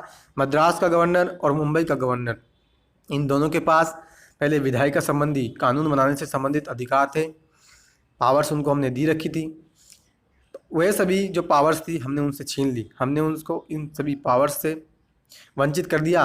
नेक्स्ट कहते हैं कि भारत के गवर्नर जनरल को पूरे ब्रिटिश भारत में विधायिका के असीमित अधिकार हमने प्रदान कर दिया। यानी इन दोनों से हमने शक्तियाँ छीन ली, विधायिका से संबंधित, कानून बनाने से संबंधित। और हमने क्या किया, हमने किया कि भारत का जो गवर्नर जनरल है, उस भारत के गवर्नर जनरल को हमने जो है ये सारी शक्तियाँ दे दी कि भैया आप जो है विधायिका से संबंधित अधिकार हमने आपको दिए। यानी कानून बनाने से संबंधित जितने भी अधिकार होंगे, यानी असीमित, यानी उनको बहुत से अधिकार हमने यहाँ पे दे दिए। और नेक्स्ट कहते हैं, क्या करें, नेक्स्ट कहता है कि इसके अंतर्गत पहले बनाए गए कानूनों को नियामक कानून कहा गया और नए कानून के तहत बने कानून एक्ट कहलाए। यानी पहले जो कानून बने उनको तो हमने क्या किया, रेगुलेटिंग एक्ट, नियामक कानून, लेकिन बाद में जो कानून बने उनको हमने क्या कहा, एक्ट कहा हमने। क्लियर है। नेक्स्ट प्रावधान कहता है मित्रों, ईस्ट इंडिया कंपनी की एक व्यापारिक निकाय के रूप में की जाने वाली गतिविधियों को समाप्त कर दिया। बहुत ही इंपॉर्टेंट फैक्ट है मित्रों, आप इस बात का ध्यान रखना। 1833 के चार्टर एक्ट की हम चर्चा कर रहे हैं, यानी मैंने आपसे चर्चा की थी पिछले लेसन में हमने इस बात की चर्चा की मित्रों कि सन 1600 ईस्वी में ईस्ट इंडिया कंपनी व्यापार करने के लिए आई थी, और 1765 ईस्वी में उसने बक्सर के युद्ध के बाद 1764 में जब बक्सर का युद्ध हुआ, तो 1764 में बक्सर का युद्ध हुआ, और बक्सर का युद्ध मित्रों खत्म हुआ था इलाहाबाद की संधियों के तहत। तो 1765 में जब इलाहाबाद की संधियां हुई, तब जाकर के मित्रों उसने कंपनी ने बंगाल, बिहार और उड़ीसा की दीवानी के अधिकार प्राप्त किए। रेवेन्यू से संबंधित जितने भी पावर्स होती है, जितने भी उनके पास जो है ऑथोराइज्ड पावर्स जो होती है, वे सब उनके पास अधिकार थे। और यहाँ पे मित्रों इस एक्ट में क्या प्रावधान कह रहा है, इस एक्ट में अब कह रहा है मित्रों कि ईस्ट इंडिया कंपनी की एक व्यापारी निकाय के रूप में की जाने वाली गतिविधियों को समाप्त कर दिया। यानी मित्रों व्यापार जो मित्रों कर रही थी ईस्ट इंडिया कंपनी इतने सालों से, तो हमने यानी अब यहाँ पे इस एक्ट के माध्यम से क्या किया जाएगा, कंपनी की व्यापारिक गतिविधियों को समाप्त कर दिया। यानी और कंपनी अब केवल और केवल प्रशासनिक निकाय बन गई। क्या अब कंपनी क्या करेगी, केवल और केवल करेगी प्रशासन। व्यापारिक जो बॉडी होती थी यानी कमर्शियल जो काम करती थी, वो उसका जो काम था वो हमने इस एक्ट के माध्यम से समाप्त कर दिया। बहुत ही इंपॉर्टेंट फैक्ट है। नेक्स्ट प्रावधान कहता है मित्रों कि चार्टर एक्ट 1833 ने सिविल सेवकों के चयन के लिए खुली प्रतियोगिता का आयोजन शुरू करने का प्रयास किया। हालांकि कोर्ट ऑफ डायरेक्टर के विरोध के कारण इस प्रावधान को समाप्त कर दिया गया। यानी एक प्रावधान और है, एक प्रोविजन यहाँ पे और किया गया कि 1833 के चार्टर एक्ट में सिविल सर्विसेज, यानी सिविल सर्विसेज में जो सिविल सेवक होते हैं, यानी जो आईएएस की हम जो बात करते हैं उस समय आईसीएस इनको बोला जाता था। क्लियर है। और आईपीएस जो आज होते हैं उनको बोला जाता था आईपी, इंडियन पुलिस। तो ये कह रहे हैं कि इस एक्ट के माध्यम से हमने एक प्रोविजन और किया कि सिविल सेवकों के चयन के लिए, उनके सिलेक्शन के लिए हमने एक कंपटीशन एग्जाम भी हमने शुरू करने का प्रयास किया। लेकिन क्या हुआ कि जो कोर्ट ऑफ डायरेक्टर्स है, उस कोर्ट ऑफ डायरेक्टर ने इसका विरोध किया, और फिर हमने क्या किया, इस प्रावधान को हमने यहाँ पे समाप्त कर दिया। क्लियर है। तो ये फ्रेंड्स हमने चर्चा की 1813 के चार्टर एक्ट की, फिर हमने चर्चा की 1833 के चार्टर एक्ट की। अब हम चर्चा करें मित्रों 1853 के चार्टर अधिनियम की। यानी फिर 20 साल के बाद एक और एक्ट आया, और उसमें हम चर्चा करने वाले हैं अब 1853 का चार्टर अधिनियम। और पहला प्रोविजन क्या करा है, पहला प्रोविजन कह रहा है कि इसने पहली बार गवर्नर जनरल की परिषद के विधायी एवं प्रशासनिक कामों को अलग कर दिया। यानी जो हमने क्या बनाया था, हमने बनाया था भारत का गवर्नर जनरल। ठीक है। तो भारत का जो गवर्नर जनरल, हमने गवर्नर जनरल बनाया, और भारत के गवर्नर जनरल को हमने अभी कहा कि उसको हमने जो है विधायिका संबंधी असीमित अधिकार दिए। ठीक है। तो वही बात यहाँ पे कह रहे हैं कि जो गवर्नर जनरल है ना, इस गवर्नर जनरल की परिषद के लिए इसकी काउंसिल के विधायी काम, ठीक है, और प्रशासनिक कामों को अलग कर दिया, अलग अलग हमने कर दिया। और अलग करने के बाद हमने क्या किया कि इसके तहत परिषद में 6 नए पार्षद और जोड़े गए। यानी गवर्नर जनरल की परिषद के विधायी और प्रशासनिक कामों को अलग किया, और उसकी जो काउंसिल है उसमें 6 हमने नए पार्षद और जोड़ दिए। इन्हें विधान पार्षद कहा गया। क्लियर। दूसरे शब्दों में इसने गवर्नर जनरल के लिए नई विधान परिषद का गठन भी किया, जिसे भारतीय विधान परिषद कहा गया। और कहते हैं कि परिषद की शाखा ने छोटी संसद की तरह काम भी किया। यानी गवर्नर जनरल की, यानी हमने बंगाल के गवर्नर जनरल को भारत का गवर्नर जनरल बना दिया, पहला प्रावधान। दूसरा, ये जो गवर्नर जनरल हमने बनाया, इस गवर्नर जनरल को जो है हमने जो है इसकी जो काउंसिल है, उसके काउंसिल के विधायी काम और प्रशासनिक काम, यानी कानून बनाने से संबंधित काम और प्रशासन से संबंधित काम, इन दोनों कामों को हमने पृथक पृथक अलग अलग कर दिया, डिफ्रेंशिएट कर दिया। नेक्स्ट कहते हैं कि इसकी जो काउंसिल है, उस काउंसिल में हमने मित्रों क्या किया, 6 जो है नए पार्षद और जोड़ दिए। तो 6 नए पार्षद और जोड़े, और हमने इस प्रकार से कह रहे हैं कि इन पार्षदों को जोड़ करके हमने क्या किया, एक तरह से ये मान लीजिए आप कि एक नई विधान परिषद का गठन कर दिया, और उसने जो क्या किया, एक छोटी संसद के रूप में भी काम किया। यानी वो कानून भी बनाएगी, वो प्रशासन भी करेगी। क्लियर। नेक्स्ट प्रावधान मित्रों कहता है, नेक्स्ट प्रावधान कह रहे हैं कि इसने सिविल सेवकों की भर्ती एवं चयन हेतु खुली प्रतियोगिता व्यवस्था का शुभारंभ भी किया। यानी अभी हमने चर्चा की थी कि 1833 के चार्टर एक्ट में सिविल सेवकों की भर्ती के लिए एक प्रतियोगिता का हमने प्रावधान किया था, लेकिन जब इसका विरोध हुआ तो विरोध होने के बाद हमने इस प्रावधान को जो है समाप्त कर दिया। लेकिन 1853 के चार्टर एक्ट में अब हम क्या कह रहे हैं कि सिविल सेवकों की भर्ती और चयन सिलेक्शन के लिए हमने एक कंपटीशन का हमने शुभारंभ किया और इस प्रकार से विशिष्ट सिविल सेवा भारतीय नागरिकों के लिए खोल दी गई और इसके लिए 1854 में मैकाले समिति की नियुक्ति भी की गई। मित्रों, बहुत ही इंपॉर्टेंट फैक्ट है कि मैकाले समिति, सिविल सेवा से संबंधित मैकाले समिति कब गठित की गई थी? 1853 के चार्टर एक्ट के तहत गठित की गई 1854 के अंदर। इंपॉर्टेंट फैक्ट है, आप इसको जो है जरूर से ध्यान रखना। क्लियर। नेक्स्ट प्रावधान कहते हैं इसने कंपनी के शासन को विस्तारित कर दिया और भारतीय क्षेत्र को इंग्लैंड राजशाही के विश्वास के तहत कब्जे में रखने का अधिकार दिया। यानी कंपनी का जो शासन है उसको हमने जो यहाँ पे विस्तार दिया, हमने उसको फैलाया और भारतीय क्षेत्र को इंग्लैंड राजशाही के विश्वास के तहत कब्जे में रखने का अधिकार दिया। यानी भारत का जो क्षेत्र है उसको इंग्लैंड की राजशाही जो है उसके तहत है, हमें इसको जो है कब्जे में रखने का हमने अधिकार दिया। मतलब इंग्लैंड राजशाही के तहत हम जो है अब राज कर रहे हैं इंडिया के अंदर। क्लियर है। और नेक्स्ट प्रावधान मित्रों कहता है कि इसने प्रथम बार भारतीय केंद्रीय विधान परिषद में स्थानीय प्रतिनिधित्व प्रारंभ किया और गवर्नर जनरल की परिषद में 6 नए पार्षदों में से 4 का चुनाव बंगाल, मद्रास, बम्बई और आगरा की स्थानीय प्रांतीय सरकारों द्वारा किया जाना था। यानी मित्रों, अभी मैंने आपसे कहा कि भारत का जो गवर्नर जनरल है उस भारत के गवर्नर जनरल के परिषद में हमने 6 पार्षद और जोड़े और हमने उनको जो है विधान पार्षद कहा। तो यही बात यहाँ पे कह रहे हैं। अब यहाँ पे क्या कह रहे हैं कि पहली बार केंद्रीय विधान परिषद में स्थानीय प्रतिनिधित्व प्रारंभ किया। यानी ये जो विधान परिषद हमने बनाई कि 6 पार्षद हमने जोड़े थे, तो उन 6 पार्षदों में से 4 का चुनाव हम क्या करेंगे?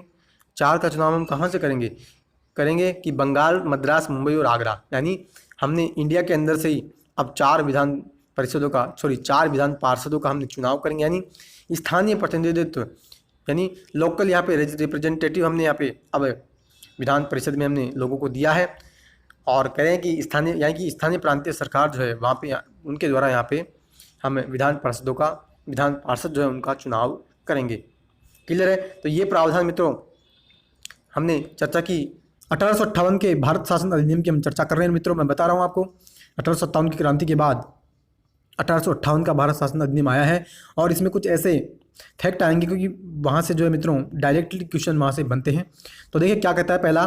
पहला कहता है मित्रों कि इस अधिनियम को भारत के शासन को अच्छा बनाने वाला अधिनियम भी कहा जाता है। पहला फैक्ट कि कौन से अधिनियम को भारत के शासन को अच्छा बनाने वाला अधिनियम भी कहा जाता है, तो वो है 1858 का भारत शासन अधिनियम। क्यों कहा जाता है तो उसकी भी हम चर्चा करेंगे। कहते हैं कि इसने ईस्ट इंडिया कंपनी को समाप्त कर दिया और गवर्नरों, क्षेत्रों और राजस्व संबंधी शक्तियां ब्रिटिश राजशाही को हस्तांतरित कर दी। मैंने आपको कहा था कि 1857 की क्रांति के बाद जब 1858 का भारत शासन अधिनियम जब आया तो ईस्ट इंडिया कंपनी का जो राज था उसको यहाँ से जो मित्रों समाप्त कर दिया गया है और आगे फिर यहाँ पे गवर्नर, क्षेत्र और राजस्व संबंधी जो जितनी भी शक्तियाँ थी, यानी इंडिया में शासन करने की जितनी भी पावर्स जो थी वो ब्रिटिश राजशाही को चली जाएगी। क्लियर है। नेक्स्ट देखो क्या कहता है। नेक्स्ट प्रावधान कहता है कि इसके तहत भारत का शासन सीधे महारानी विक्टोरिया के अधीन चला गया। बिल्कुल सही बात है, मैंने आपको पहले कहा। आगे कहते हैं कि गवर्नर जनरल का पदनाम बदल करके भारत का वायसराय कर दिया। एक और फैक्ट यहाँ पे निकल करके आया मित्रों कि जो भारत का गवर्नर जनरल जो था, अब उस गवर्नर जनरल शब्द को हम यहाँ से हटा देंगे और उसकी जगह हम क्या लेकर के आ रहे हैं? उसकी जगह हम लेकर के आ रहे हैं वायसराय। ठीक है। और वह वायसराय भारत में ब्रिटिश ताज का प्रत्यक्ष प्रतिनिधि बन गया। लॉर्ड कैनिंग भारत के प्रथम वायसराय बने। एक और फैक्ट यहाँ पे निकल करके आता है कि भारत के प्रथम वायसराय कौन थे, तो वो थे लॉर्ड कैनिंग। क्लियर है। और मैंने आपको पहले भी कहा था, पहले लेसन में हमने चर्चा की कि 1773 का जब रेगुलेटिंग एक्ट निकल करके आया तो उस एक्ट में बंगाल के गवर्नर को बंगाल का गवर्नर जनरल बनाया था। क्लियर है। और आगे जाकर के फिर बंगाल के गवर्नर जनरल को हमने फिर भारत का गवर्नर जनरल बनाया और अब क्या कर रहे हैं हम? भारत के गवर्नर जनरल जो है, ठीक है, भारत के गवर्नर जनरल को हम मित्रों अब यहाँ पे भारत के जो गवर्नर जनरल है उसको हम भारत के वायसराय से रिप्लेस कर रहे हैं। क्लियर है। तो ये मैंने बात की। आप देखो नेक्स्ट प्रावधान क्या कहता है नेक्स्ट कहता है कि इस अधिनियम ने नियंत्रण बोर्ड और निदेशक कोर्ट समाप्त करके भारत में शासन की द्वैध प्रणाली समाप्त कर दी। यानी मैंने आपको कहा था जब 1784 का पीट्स इंडिया एक्ट जब मैंने आपको डिस्कस किया तो उसमें हमने चर्चा की थी मित्रों कि राजनीतिक कार्य और वाणिज्यिक कार्य इन दोनों के लिए मित्रों दो अलग अलग बोर्ड बनाए गए थे। ठीक है, तो राजनीतिक कामों के लिए तो हमने मित्रों जो नियंत्रण बोर्ड बनाया और व्यापारिक कामों के लिए जो हमने निदेशक कोर्ट बनाया। तो ये जो द्वैध शासन प्रणाली थी, तो इस शासन प्रणाली को अब 1858 के भारत शासन अधिनियम में यहाँ पे हम इसको जो है समाप्त कर देंगे। और नेक्स्ट देखो क्या प्रावधान कहता है कि एक नए पदभार के राज्य सचिव का भी सृजन किया गया। एक और फैक्ट यहाँ पे निकल के आता है कि कौन से अधिनियम में भारत के राज्य सचिव का यानी भारत के राज्य सचिव पद का सृजन, यानी भारत के राज्य सचिव के नाम से एक अलग से हमने एक पोस्ट बना दी और जिसमें भारतीय प्रशासन पर संपूर्ण नियंत्रण की शक्ति निहित थी। यह सचिव ब्रिटिश कैबिनेट का सदस्य था और ब्रिटिश अंततः संसद के प्रति उत्तरदायी थी। यानी कह रहा है कि जो हम भारत के राज्य सचिव का जो पद हमने बनाया है, तो उस जो भारत के राज्य सचिव जो है उसमें भारत में प्रशासन की जो भी शक्तियां हैं वो उसमें निहित थी। यानी सारी जितनी भी पावर्स थी वो भारत के राज्य सचिव के पास थी और वो भारत का राज्य सचिव जो होता था वो ब्रिटिश जो कैबिनेट है उसका एक सदस्य होता था। क्लियर है। आगे मित्रों कहते हैं कि भारत राज्य सचिव की सहायता के लिए 15 सदस्यीय परिषद का गठन भी किया, जो एक सलाहकार समिति थी। परिषद का अध्यक्ष भारत सचिव को बनाया गया। यानी भारत सचिव के नाम से हमने एक अलग से पोस्ट बना दी और उसकी सहायता के लिए, उसकी हेल्प के लिए हमने क्या किया, एक 15 सदस्यों की यानी 15 मेंबर्स की हमने एक काउंसिल बनाई जो उसको सहायता करेगी विभिन्न प्रकार के कामों को करने के लिए, चाहे प्रशासन से संबंधित हो। और कह रहा है कि ये एक सलाहकार समिति होती थी। कौन सी? जो 15 सदस्यीय हमने काउंसिल जो बनाई, यह एक एडवाइजरी कमेटी थी और परिषद का अध्यक्ष जो होता था ना मित्रों, वो होता था भारत सचिव। क्लियर है। तो ये हमने मित्रों चर्चा की 1858 के अधिनियम की। एक प्रावधान और निकल कर आता है कि इस कानून के तहत भारत सचिव की परिषद का गठन किया जो एक निगमित निकाय थी और जिसे भारत और इंग्लैंड में मुकदमा करने का अधिकार था। कह रहा है कि भारत सचिव की जो परिषद है उसका हमने यहाँ पे गठन किया, वो एक निगमित निकाय थी यानी रेगुलेटिंग वो एक बॉडी थी और भारत और इंग्लैंड दोनों में वो मुकदमा दायर करने का अधिकार भी रखती थी। क्लियर है। तो ये फ्रेंड्स 1858 के अधिनियम के जो मेन जो प्रावधान थे, जो प्रोविजंस थे वो हमने डिस्कस किए। बहुत ही इंपॉर्टेंट यहाँ पे फैक्ट हैं। भारत का गवर्नर जनरल जो था उसको समाप्त करके हमने वायसराय बनाया। पहले वायसराय बने लॉर्ड कैनिंग। फिर हमने मित्रों इसको कहा भारत के शासन को अच्छा बनाने वाला अधिनियम भी, इस एक्ट को हमने कहा। एक अलग से हमने भारत सचिव पद का सृजन किया। उसकी सहायता के लिए 15 सदस्यीय कार्यकारी परिषद का गठन किया, वो एक सलाहकारी समिति थी। तो ये सभी बातें मैंने आपसे यहाँ पे डिस्कस की 1858 के भारत शासन अधिनियम में। क्लियर है। अब देखो नेक्स्ट 1861 का भारतीय परिषद अधिनियम की हम चर्चा करने जा रहे हैं। और क्या देखो इसमें बात निकल के आती है, क्या क्या इसमें प्रोविजंस किए गए हैं। पहला कहता है इसके द्वारा कानून बनाने की प्रक्रिया में भारतीय प्रतिनिधियों को शामिल करने की शुरुआत हुई। यानी जितने भी कानून बनेंगे, जितने भी लॉ बनेंगे, तो उसमें हम जो है भारतीयों को शामिल करने का हमने 1861 के एक्ट के माध्यम से प्रावधान किया। 1862 में लॉर्ड कैनिंग ने 3 भारतीय कौन कौन से, बनारस के राजा, पटियाला के महाराजा और सर दिनकर राव को विधान परिषद में मनोनीत किया। यानी कह रहा है कि कानून जो बनेंगे वो कानून बनेंगे भारतीय प्रतिनिधियों की सहायता से। और हमने क्या किया कि लॉर्ड कैनिंग जो है उन्होंने 3 भारतीयों को एक परिषद में जो है मनोनीत किया ताकि कानून बनाने की प्रक्रिया में भारतीयों का प्रतिनिधित्व, रिप्रेजेंटेटिव जो है वो भारतीयों का बढ़े। तो ये हमने इसमें चर्चा की। नेक्स्ट प्रावधान देखो क्या कहता है। नेक्स्ट कहता है कि इस अधिनियम ने मद्रास और मुंबई प्रेसिडेंसियों को विधायी शक्तियाँ पुनः देकर के विकेंद्रीकरण की प्रक्रिया की शुरुआत की। इस प्रकार इस अधिनियम ने रेगुलेटिंग एक्ट 1773 के द्वारा शुरू की गई केंद्रीकरण की प्रवृत्ति को उलट दिया। यानी मित्रों जब मैंने 1773 का एक्ट आपसे डिस्कस किया था तब मैंने आपको बताया था कि मद्रास और बम्बई इन दोनों के जो गवर्नर थे, उन दोनों के गवर्नरों की शक्तियां हमने बंगाल के गवर्नर जनरल को दे दी थी। इस बात की मैंने यहाँ पे वहाँ पे 1773 के एक्ट में डिटेल से इस बात की चर्चा की थी। तो यही बात यहाँ पे निकल करके आ रही है। यानी इसके विपरीत यहाँ पे प्रावधान किया जा रहा है कि वहाँ पे 1773 के एक्ट में मद्रास और बम्बई की प्रेसिडेंसियों से हमने शक्तियों को छीना था। गवर्नर जो थे उनसे हमने शक्तियों को छीन लिया था, लेकिन 1861 के अधिनियम में अब हम क्या कर रहे हैं कि वापस मद्रास और बम्बई के गवर्नरों को विधायी शक्तियाँ यानी कानूनों से संबंधित शक्तियाँ हम उनको वापस दे रहे हैं। और 1773 के माध्यम से जो हमने प्रावधान किया था उसके विपरीत यहाँ पे हम जो है अब काम कर रहे हैं, यानी वहाँ पे हमने शक्तियों को छीना था 1773 के एक्ट में, और 1861 के एक्ट में हमने वापस उनको विधायी शक्तियाँ पुनः दे दी है। क्लियर है। अब देखो नेक्स्ट प्रावधान क्या कहता है। नेक्स्ट प्रावधान कहता है बंगाल, उत्तर पश्चिमी सीमांत प्रांत और पंजाब में क्रमशः 1862, 66 और 1897 में विधान परिषद का गठन किया। यानी कह रहा है कि बंगाल, उत्तर पश्चिमी सीमांत प्रांत और पंजाब में हमने क्या किया, विधान परिषद का गठन किया। नेक्स्ट प्रावधान कहता है इसने लॉर्ड कैनिंग द्वारा 1859 में प्रारंभ की गई पोर्टफोलियो प्रणाली को भी मान्यता दी। यानी 1859 के अंदर लॉर्ड कैनिंग ने पोर्टफोलियो प्रणाली को मान्यता दे दी। इसके अंतर्गत वायसराय की परिषद का एक सदस्य एक या अधिक सरकारी विभागों का प्रभारी बनाया जा सकता था तथा इस विभाग में काउंसिल की ओर से अंतिम आदेश पारित करने का अधिकार था। यानी ये कह रहा है कि जो पोर्टफोलियो प्रणाली थी उस पोर्टफोलियो सिस्टम के बारे में बता रहा है कि पोर्टफोलियो सिस्टम आखिर क्या था। तो ये कह रहा है कि इसमें क्या होता था, पोर्टफोलियो प्रणाली में वायसराय की परिषद का एक जो सदस्य था या एक से अधिक, यानी वायसराय की परिषद का जो सदस्य है वो एक या अधिक, यानी एक से अधिक जो सरकारी विभाग है उनका वो प्रभारी हम जो है उनका प्रभारी बना सकते हैं, एक या एक से अधिक विभागों का। क्लियर। और उसको जो है उस विभाग में अपनी काउंसिल की ओर से अंतिम आदेश पारित करने का अधिकार भी हमने पोर्टफोलियो प्रणाली के माध्यम से दे दिया। ठीक है। तो ये हमने 1861 के अधिनियम की चर्चा की। अब फ्रेंड्स हम चर्चा कर रहे हैं 1892 के अधिनियम की विशेषताओं के बारे में। और पहले ही प्रमुख विशेषता क्या कहता है, इसके माध्यम से केंद्रीय और प्रांतीय विधान परिषदों में अतिरिक्त गैर सरकारी सदस्यों की संख्या बढ़ाई गई, हालांकि बहुमत सरकारी सदस्यों का ही रहता था। यानी ये कह रहा है कि 1892 के जो अधिनियम जो है उसमें हमने क्या किया कि केंद्रीय और प्रांतीय विधान परिषद जो है उससे केंद्रीय और प्रांतीय विधान दोनों परिषदों में हमने गैर सरकारी जो सदस्य यानी जो मनोनीत जो सदस्य होते हैं तो गैर सरकारी सदस्यों को हमने उसमें ज़्यादा स्थान दिया, यानी उनके लिए हमने ज़्यादा सीटें आरक्षित कर दी। लेकिन कह रहा है कि बहुमत जो होता था वो सरकारी सदस्यों का ही हम इसमें मानते थे।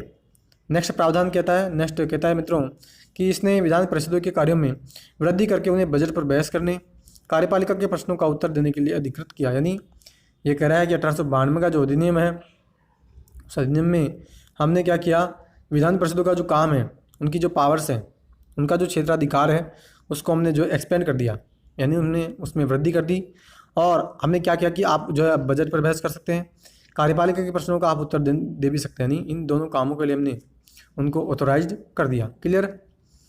और नेक्स्ट प्रावधान क्या कहता है, तो नेक्स्ट प्रावधान की मित्रों हम चर्चा करें। कहता है इसमें केंद्रीय विधान परिषद और बंगाल चैम्बर्स ऑफ कॉमर्स में गैर सरकारी सदस्यों के नामांकन के लिए वायसराय की शक्तियों का प्रावधान था। यानी केंद्रीय विधान परिषद और बंगाल चैम्बर्स ऑफ कॉमर्स जो है, बंगाल चैम्बर ऑफ कॉमर्स जो है उसमें गैर सरकारी सदस्यों का नामांकन के लिए हमने जो है वायसराय को शक्तियाँ दे दी। यानी गैर सरकारी जो सदस्य हैं उनका हम जो है नॉमिनेट उनको कर सकते हैं और करने का अधिकार हमने दिया वायसराय को। क्लियर। कहता नेक्स्ट इसके अलावा प्रांतीय विधान परिषदों में गवर्नरों को जिला परिषद, नगरपालिका, विश्वविद्यालय, व्यापार संघ, जमींदारों और चैम्बर्स ऑफ कॉमर्स की सिफारिशों पर गैर सरकारी सदस्यों को नियुक्त करने की शक्ति थी। यानी आगे कहता है कि प्रांतीय विधान परिषदों में गवर्नर को जिला परिषद, नगरपालिका, व्यापार संघ और चैम्बर ऑफ कॉमर्स की सिफारिशों पर गैर सरकारी सदस्यों को नियुक्त करने का हमने अधिकार किसको दिया, गवर्नर को दे दिया। क्लियर है। तो ये हमने मित्रों चर्चा की 1892 के अधिनियम की।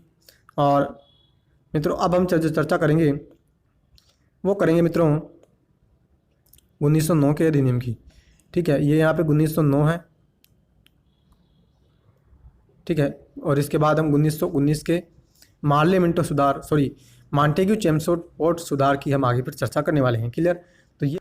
तो फ्रेंड्स अब हम चर्चा करते हैं 1909 के अधिनियम की। ठीक है। और पहला ध्यान रखना, ये 1909 का अधिनियम है। पहला क्या कहता है, इस अधिनियम को मार्ले मिंटो सुधार के नाम से भी जाना जाता है। बहुत ही इंपॉर्टेंट फैक्ट है कि कौन से अधिनियम को मार्ले मिंटो सुधार के नाम से भी जाना जाता है। डायरेक्ट यहाँ से क्वेश्चन बनता है, तो ध्यान रखिएगा 1909 का जो अधिनियम है उस अधिनियम को हम मार्ले मिंटो सुधार के नाम से भी जानते हैं। और कहता है कि उस समय लॉर्ड मार्ले इंग्लैंड में भारत के राज्य सचिव थे और मिंटो भारत में वाइसराय। यानी मार्ले और मिंटो दोनों के नाम हैं। और मार्ले के बारे में कह रहा है कि मार्ले कौन था? मार्ले था इंग्लैंड में भारत का राज्य सचिव। ठीक है, और भारत के राज्य सचिव का पद हमने बनाया था 1858 के अधिनियम में। अभी हमने शुरुआत में इस बात की चर्चा भी की। क्लियर। और आगे कहता है कि मिंटो जो थे वो भारत में वाइसराय थे, और मिंटो भारत में वाइसराय जो थे, और वाइसराय का पद भी हमने 1858 के अधिनियम में ही बनाया है। यानी दोनों ही जो पद है वो पद हमने 1858 के अधिनियम में बनाए हैं। क्लियर। नेक्स्ट प्रावधान की हम चर्चा करें। नेक्स्ट प्रावधान क्या कहता है? इसने केंद्रीय विधान परिषद और प्रांतीय विधान परिषद इन दोनों के आकार में, यानी इन दोनों के जो सीटों की संख्या है, यानी इन दोनों में सदस्यों की संख्या में वृद्धि की गई। और कहता है केंद्रीय परिषद में, केंद्रीय मंत्री परिषद में इनकी संख्या 16 से 60 हो गई। यानी केंद्रीय मंत्री परिषद में 16 सदस्य थे, वो जाकर के 60 हो गए। और आगे कहते हैं कि प्रांतीय विधान परिषदों में इनकी संख्या एक समान नहीं थी। यानी कहता है कि प्रांतीय विधान परिषदों में भी संख्या को हमने जो एक समान नहीं रखा, यानी उसमें भी हमने वृद्धि की।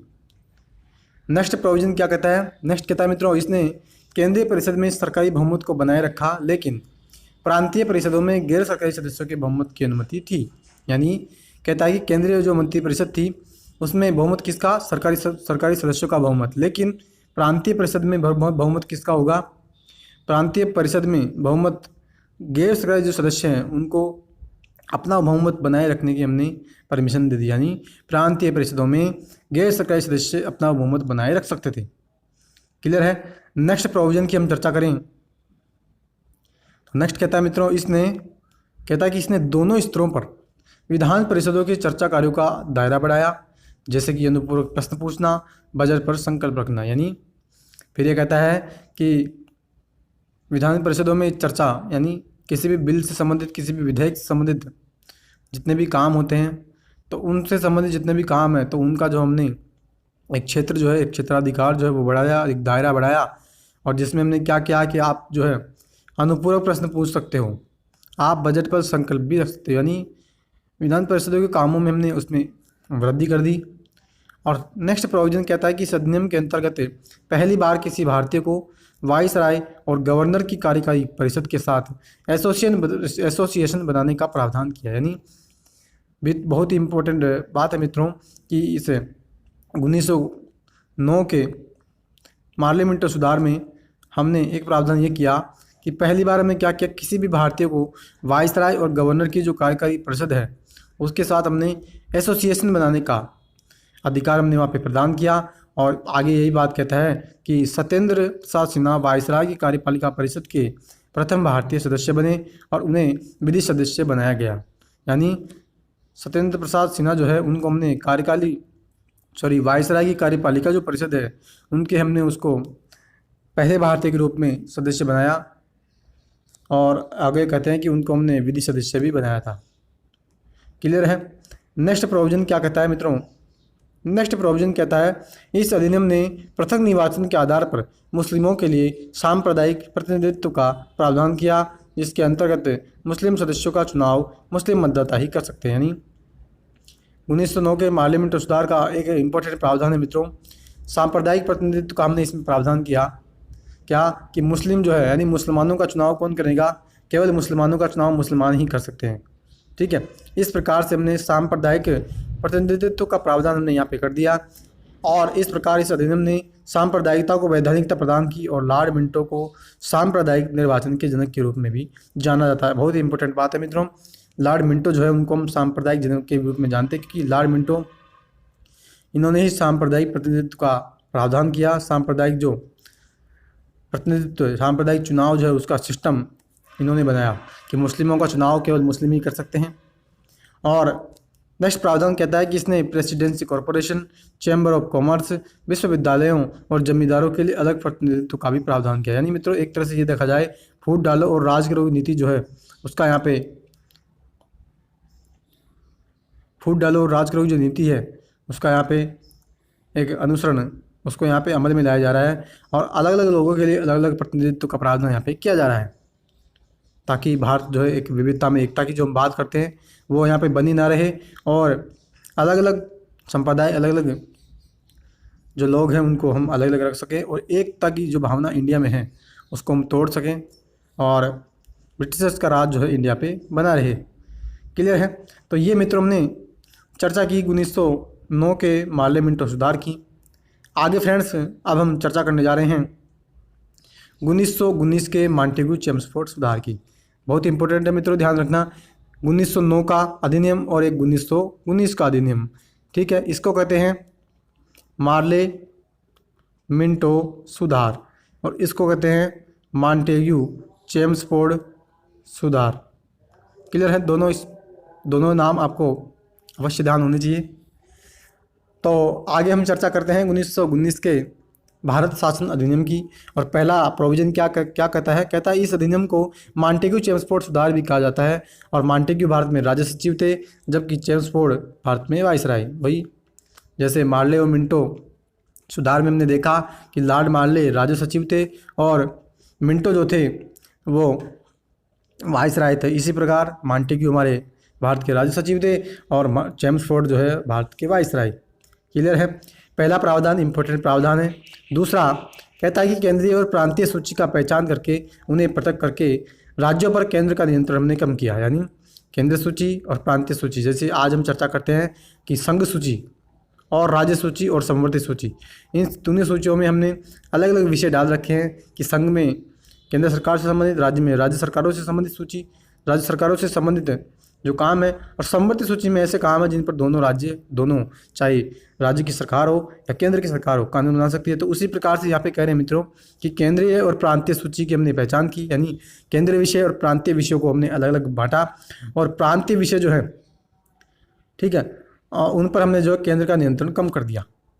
और कहते हैं केंद्रीय और प्रांतीय विधान परिषदों को अपनी सूचियों के विषय पर विधान बनाने का हमने अधिकार दिया। यानी केंद्रीय प्रांतीय विधान परिषद जो है वो अपनी सूचियों पर कानून बना सकती हैं, लेकिन सरकार का ढांचा केंद्रीय और एकात्मक ही बना रहा। क्लियर है। तो ये प्रावधान हमने चर्चा की 1919 के अधिनियम की। नेक्स्ट प्रावधान की हम चर्चा करें फ्रेंड्स। कहता है इसने प्रांतीय विषयों को 2 भागों में विभक्त किया। यानी पहले तो हमने चर्चा की कि केंद्रीय विषय और प्रांतीय विषय में हमने विषय जो है उनको हमने अलग अलग विभाजित कर दिया। अब ये कह रहा है मित्रों कि प्रांतीय विषय जो हैं, इन प्रांतीय विषयों को ही हमने 2 भागों में बांट देंगे। पहला हस्तांतरित, ठीक है, और दूसरा आरक्षित। इन 2 विषयों में हम इसको बांटेंगे। और कहता है कि प्रांतीय विषयों को हमने 2 भागों में बांटा, एक हस्तांतरित और दूसरा है आरक्षित। हस्तांतरित विषयों पर गवर्नर का शासन होता था और वह उस कार्य में उन मंत्रियों की सहायता लेता था जो विधान परिषद के प्रति उत्तरदायी थे। यानी हस्तांतरित विषय पर शासन कौन कर रहा है? हस्तांतरित विषय पर गवर्नर का शासन हो रहा है और वह उन मंत्रियों की सहायता, यानी उन मंत्रियों की सहायता से वो शासन करेगा जो मंत्री विधान परिषद के प्रति उत्तरदायी हैं। यानी जो मंत्री विधान परिषद के प्रति उत्तरदायी हैं उन मंत्रियों की सहायता से राज्यपाल क्या करेगा कि हस्तांतरित जो विषय हैं उन हस्तांतरित विषयों पर वह शासन करेगा। पहली बात।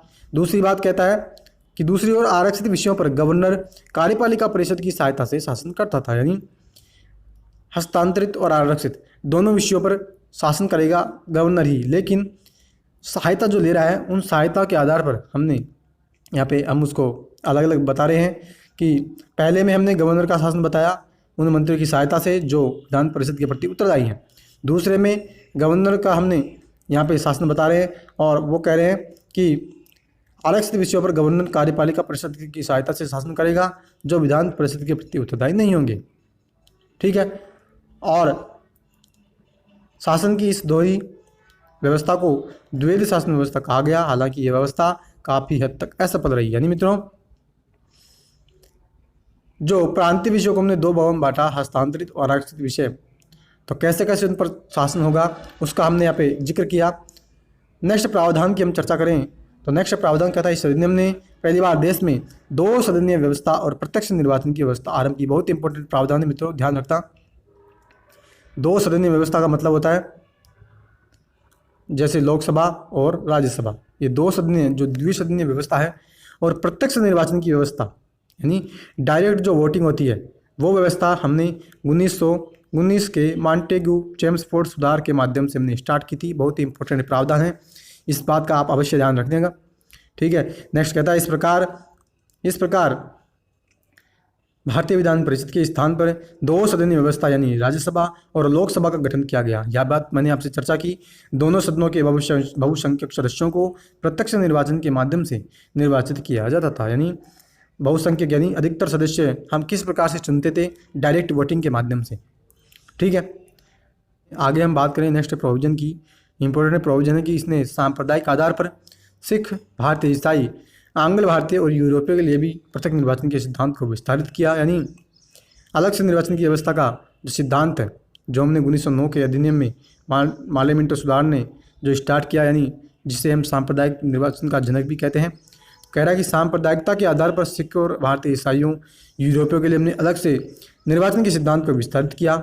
नेक्स्ट प्रोविजन कहता है, इस कानून ने संपत्ति, कर या शिक्षा के आधार पर सीमित संख्या में लोगों को मताधिकार प्रदान किया। यानी एक प्रावधान ये और ये कर दिया हमने कि संपत्ति के आधार पर, कर के आधार पर और शिक्षा के आधार पर कुछ लोगों को हमने वोटिंग का राइट दिया। क्लियर। नेक्स्ट प्रोविजन की चर्चा करें। इस कानून ने कहता है, इस कानून ने लंदन में भारत के उच्चायुक्त के कार्यालय का सृजन किया और अब तक भारत सचिव द्वारा किए जा रहे कुछ कार्यों को उच्चायुक्त को स्थानांतरित कर दिया। यानी मित्रों ये कह रहा है कि लंदन में हमने उच्चायुक्त, हाई कमिश्नर का हमने कार्यालय का सृजन किया और जो काम भारत सचिव अब तक कर रहा था उन कामों को हमने किसको ट्रांसफ़र कर दिया? उच्चायुक्त को, हाई कमिश्नर को हमने ट्रांसफ़र कर दिया। नेक्स्ट प्रोविजन की मित्रों चर्चा करें तो नेक्स्ट प्रोविजन कहता है, इसने एक लोक सेवा आयोग का गठन किया। अतः 1926 में सिविल सेवकों की भर्ती के लिए केंद्रीय लोक सेवा आयोग का गठन किया गया। यानी मित्रों कह रहा है कि 1926 में फिर हमने क्या किया? सिविल सेवकों की भर्ती के लिए, IAS IPS की भर्ती के लिए हमने एक अलग से केंद्रीय लोक सेवा आयोग का हमने यहाँ पे गठन भी कर दिया। और नेक्स्ट प्रोविजन यहाँ पे कहता है कि इसने पहली बार केंद्रीय बजट को राज्यों के बजट से अलग किया और राज्य विधानसभाओं को अपना बजट स्वयं बनाने के लिए अधिकृत किया। यानी एक इम्पोर्टेंट प्रावधान यह कह रहा है कि केंद्र के बजट को, यानी केंद्र बजट और राज्य बजट दोनों एक साथ पेश होते थे। तो 1919 के अधिनियम के माध्यम से हमने एक प्रावधान और ये कर दिया कि केंद्र बजट और राज्य का बजट, इन दोनों को हमने सेपरेट कर दिया। केंद्र का बजट केंद्र सरकार पेश करेगी, राज्य का बजट राज्य सरकार। क्लियर है। और राज्य विधानसभाओं को अपना बजट स्वयं बनाने के लिए हमने वहाँ पे ऑथोराइज वहाँ पे कर दिया। क्लियर। और देखो, भारत शासन अधिनियम 1935 का अगर हम चर्चा करें तो पहला प्रावधान, पहला जो प्रोविज़न है बहुत ही इंपॉर्टेंट प्रोविज़न है। और क्या बात कहता है सुनेगा। कह रहा है इसने अखिल भारतीय संघ की स्थापना की। किसकी की मित्रों? ऑल इंडिया यूनियन, उसकी इसने स्थापना की। और कहते हैं कि अधिनियम ने केंद्र और राज्यों के बीच में 3 सूचियों, कौन कौन सी? संघ सूची, राज्य सूची और समवर्ती सूची, यानी यूनियन लिस्ट, स्टेट लिस्ट और कॉन्करेंट लिस्ट, इन 3 लिस्टों को हमने भारत शासन अधिनियम 1935 के माध्यम से बनाया है। क्लियर है। और अलग से हम इसकी चर्चा भी करेंगे कि संघ सूची, राज्य सूची और समवर्ती सूची क्या होती है, कौन कौन से इसमें हमने विषय शामिल कर रखे हैं। ठीक है, इसके बारे में अलग से मैं वीडियो बनाऊंगा। तो आप यहाँ पे इतना समझ लीजिए कि जो भारत शासन अधिनियम जब 1935 आया तो उसके माध्यम से मित्रों एक तो प्रावधान किया हमने, अखिल भारतीय संघ की स्थापना कर दी। दूसरा हमने ये किया कि विभिन्न प्रकार के जो विषय होते हैं, ठीक है, तो उन विषयों को हमने अलग अलग सूचियों में डाल दिया कि संघ सूची में संघ से संबंधित विषय, राज्य में राज्य सूची से संबंधित विषय और समवर्ती सूची में हमने ऐसे विषय डाले कि उन विषयों पर संघ की सरकार और राज्य की सरकार दोनों सरकारें मित्रों कानून बना सके। यानी समवर्ती सूची में हमने ऐसे विषय डाल दिए कि दोनों सरकारें उस पर कानून बना सके। तो इस प्रकार से हमने 3 सूचियों में विषयों को बांट दिया। और नेक्स्ट ये कहता है कि समवर्ती सूची के आधार पर शक्तियों का हमने बंटवारा कर दिया। क्लियर। अब देखो नेक्स्ट क्या कहता है। नेक्स्ट कहता है कि अवशिष्ट शक्तियाँ हमने किसको दी? वायसराय को। कई बार यहाँ पे एग्जाम्स में क्वेश्चन पूछा है कि सन 1935 के भारत शासन अधिनियम में अवशिष्ट शक्तियाँ किसको दी गई। इवन UPSC के एग्जाम में भी ये क्वेश्चन आया हुआ है कि अवशिष्ट शक्तियाँ जो थी वो किसको दी गई थी। ठीक है, तो इसका आप यहाँ पे विशेष तौर पे ध्यान रखना। अवशिष्ट शक्तियाँ जो दी गई थी मित्रों वायसराय को, यानी संघ सूची, राज्य सूची और समवर्ती सूची, इन तीनों सूचियों में विषय डालने के बाद कुछ विषय ऐसे बच गए कि उन पर अधिकार किसको दें, तो हमने किसको दिया अधिकार? वायसराय को। क्लियर है। नेक्स्ट देखो क्या कहता है। नेक्स्ट कहता है हालांकि यह व्यवस्था कभी अस्तित्व में नहीं आई क्योंकि देशी रियासतों ने इसमें शामिल होने से मना कर दिया। यानी मित्रों ये कह रहा है कि ये जो हमने प्रोविजंस किए और अवशिष्ट शक्तियाँ जो हमने वायसराय को दी, तो ये सभी जो प्रोविजंस थे वो एक ज़मीनी स्तर पर अस्तित्व में नहीं आ पाई, क्योंकि देशी रियासतें जो थी उन्होंने अपने आप को अलग रखने से, यानी अपने आप को इसमें मिलने से इनकार कर दिया और अपने आप को अलग रखा। क्लियर है। अब देखो नेक्स्ट प्रोविजन क्या कहता है। नेक्स्ट कहता है कि इसने प्रांतों में द्विवेद शासन व्यवस्था समाप्त कर दी। यानी द्विवेद शासन व्यवस्था प्रांतों में जो थी, मैंने आपसे चर्चा की थी पिछले लेक्चर में कि जो प्रांतीय विषय थे उन विषयों को हमने दो भागों में बांटा था। एक तो हस्तांतरित में बांटा था और दूसरा आरक्षित में। ठीक है, तो यही बात यहाँ पे कह रहे हैं कि द्वैध शासन व्यवस्था जो थी उसको यहाँ पे समाप्त कर दिया प्रांतों में, और प्रांतीय स्वायत्तता का शुभारंभ किया। यानी प्रांतों को स्वायत्तता का अधिकार हमने दे दिया, यानी ऑटोनोमस बना दिया कि वो अब जो काम करना चाहिए वो कर सकती है। इसके अलावा अधिनियम ने राज्यों में उत्तरदायी सरकार की स्थापना भी की। किसकी मित्रों? उत्तरदायी सरकार की अधिनियम ने, इस एक्ट ने यहाँ पे राज्यों में उत्तरदायी सरकार की स्थापना की कि कोई भी अगर वो जो यानी वो सरकार अगर कोई भी किसी भी प्रकार का कार्य करेगी तो सारी जिम्मेवारी उस सरकार की होगी। नेक्स्ट प्रोविजन की हम चर्चा करें, कहता है इसने केंद्र में द्वैध शासन प्रणाली का शुभारंभ किया। यानी मित्रों हालांकि ये व्यवस्था कभी लागू नहीं हो सकी। यानी ये कह रहा है प्रांतों में तो हमने द्वैध शासन प्रणाली जो थी उसको समाप्त किया, लेकिन क्या किया, केंद्र में हमने द्वैध शासन प्रणाली शुभारंभ कर दिया। क्लियर है। ये भी बहुत इंपॉर्टेंट प्रावधान है कि प्रांतों में तो हमने द्वैध शासन प्रणाली समाप्त की और केंद्र में द्वैध शासन प्रणाली जो थी उसको हमने यहाँ पे स्टार्ट किया, लेकिन ये प्रावधान भी लागू नहीं हो सका। अब देखो नेक्स्ट प्रोविजन कहता है इसने दलित जाति, महिलाओं और मजदूर वर्ग के लिए अलग से निर्वाचन की व्यवस्था करके सांप्रदायिक प्रतिनिधित्व का विस्तार किया। यानी मित्रों जब पिछले लेक्चर में जब वीडियो में हमने डिस्कस किया 1909 का पार्लियामेंट सुधार, तो उसमें मैंने आपको बताया था कि लॉर्ड मिंटो जो है उसको हम सांप्रदायिक निर्वाचन का जनक भी कहते हैं, क्योंकि उसने सांप्रदायिकता के आधार पर, यानी जो विभिन्न धर्म के आधार पर, विभिन्न संप्रदाय के आधार पर निर्वाचन का जो है उसने सिस्टम बनाया था। यानी इलेक्शन का उसने सिस्टम बनाया था कि मुस्लिमों का चुनाव मुस्लिम ही करेंगे। और आगे जाकर के ये प्रावधान, अब देखो यहाँ पे क्या निकल के आ रहा है कि जब 1935 का अधिनियम आया तो दलित जातियों के लिए, महिलाओं के लिए और मजदूर वर्ग के लिए भी अलग से निर्वाचन की व्यवस्था करके सांप्रदायिक प्रतिनिधित्व का यहाँ पे विस्तार अब वापस से कर रहे हैं। यानी सांप्रदायिकता का यहाँ पे विस्तार, सांप्रदायिक के आधार पर निर्वाचन की व्यवस्था यहाँ पे बढ़ाई जा रही है। अब देखो नेक्स्ट प्रोविजन, इसने भारत शासन अधिनियम 1858 के द्वारा स्थापित भारत परिषद को समाप्त कर दिया। बहुत ही इंपॉर्टेंट प्रावधान है मित्रों कि भारत परिषद जो थी उसको कब समाप्त किया गया? 1858 द्वारा स्थापित जो भारत परिषद थी, यानी जो भारत सचिव का पद हमने जब बनाया 1858 के एक्ट में, जिसको कि हम भारत के शासन को अच्छा बनाने वाला अधिनियम भी कहते हैं। तो इस अधिनियम के तहत मित्रों हमने क्या बनाया था? भारत सचिव बनाया, भारत परिषद बनाई और वाइसराय बनाया। तो वह भारत परिषद जो हमने बनाई थी, जो भारत परिषद हमने बनाई, वो भारत परिषद क्या करती थी कि वो भारत परिषद जो होती थी, भारत सचिव जो होता था उस भारत सचिव की वो सहायता करती थी। तो अब ये कह रहे हैं कि 1858 के द्वारा जो हमने भारत परिषद जो बनाई उसको हमने यहाँ पे 1935 के अधिनियम में जाकर के उसको हमने जो यहाँ पे समाप्त कर दिया है। क्लियर है। नेक्स्ट, इसने मताधिकार का विस्तार किया। लगभग 10% जनसंख्या को मत का अधिकार मिल गया, यानी वोटिंग राइट्स जो है उसका भी हमने यहाँ पे विस्तार किया, एक्सपेंड किया। 10% जनसंख्या को मित्रों हमने क्या किया? वोटिंग का राइट हमने दे दिया। क्लियर। नेक्स्ट प्रोविजन इंपॉर्टेंट है कि देश की मुद्रा और साख पर नियंत्रण के लिए हमने आरबीआई की स्थापना की। बहुत इंपॉर्टेंट प्रावधान है मित्रों। सन 1935 के अधिनियम के द्वारा हमने रिजर्व बैंक ऑफ इंडिया की स्थापना की थी। इंपॉर्टेंट प्रावधान है, कई बार यहाँ पे एग्जाम्स में क्वेश्चन बनते हैं। क्लियर। नेक्स्ट प्रोविजन, इसने न केवल संघ लोक सेवा आयोग की स्थापना की बल्कि प्रांतीय सेवा आयोग और 2 या 2 से अधिक राज्यों के लिए संयुक्त सेवा आयोग की भी स्थापना की। यानी मित्रों जो यूपीएससी यानी संघ लोक सेवा आयोग और जो स्टेट पीसीएससी जो होते हैं उनकी भी स्थापना की, और साथ ही साथ संयुक्त सेवा आयोग यानी 2 या 2 से अधिक राज्यों के लिए भर्तियों में हमने संयुक्त सेवा आयोग की भी स्थापना की। नेक्स्ट प्रोविजन इंपॉर्टेंट प्रावधान कि सन 1937 में जाकर के हमने संघीय न्यायालय की स्थापना भी की। क्लियर है फ्रेंड्स।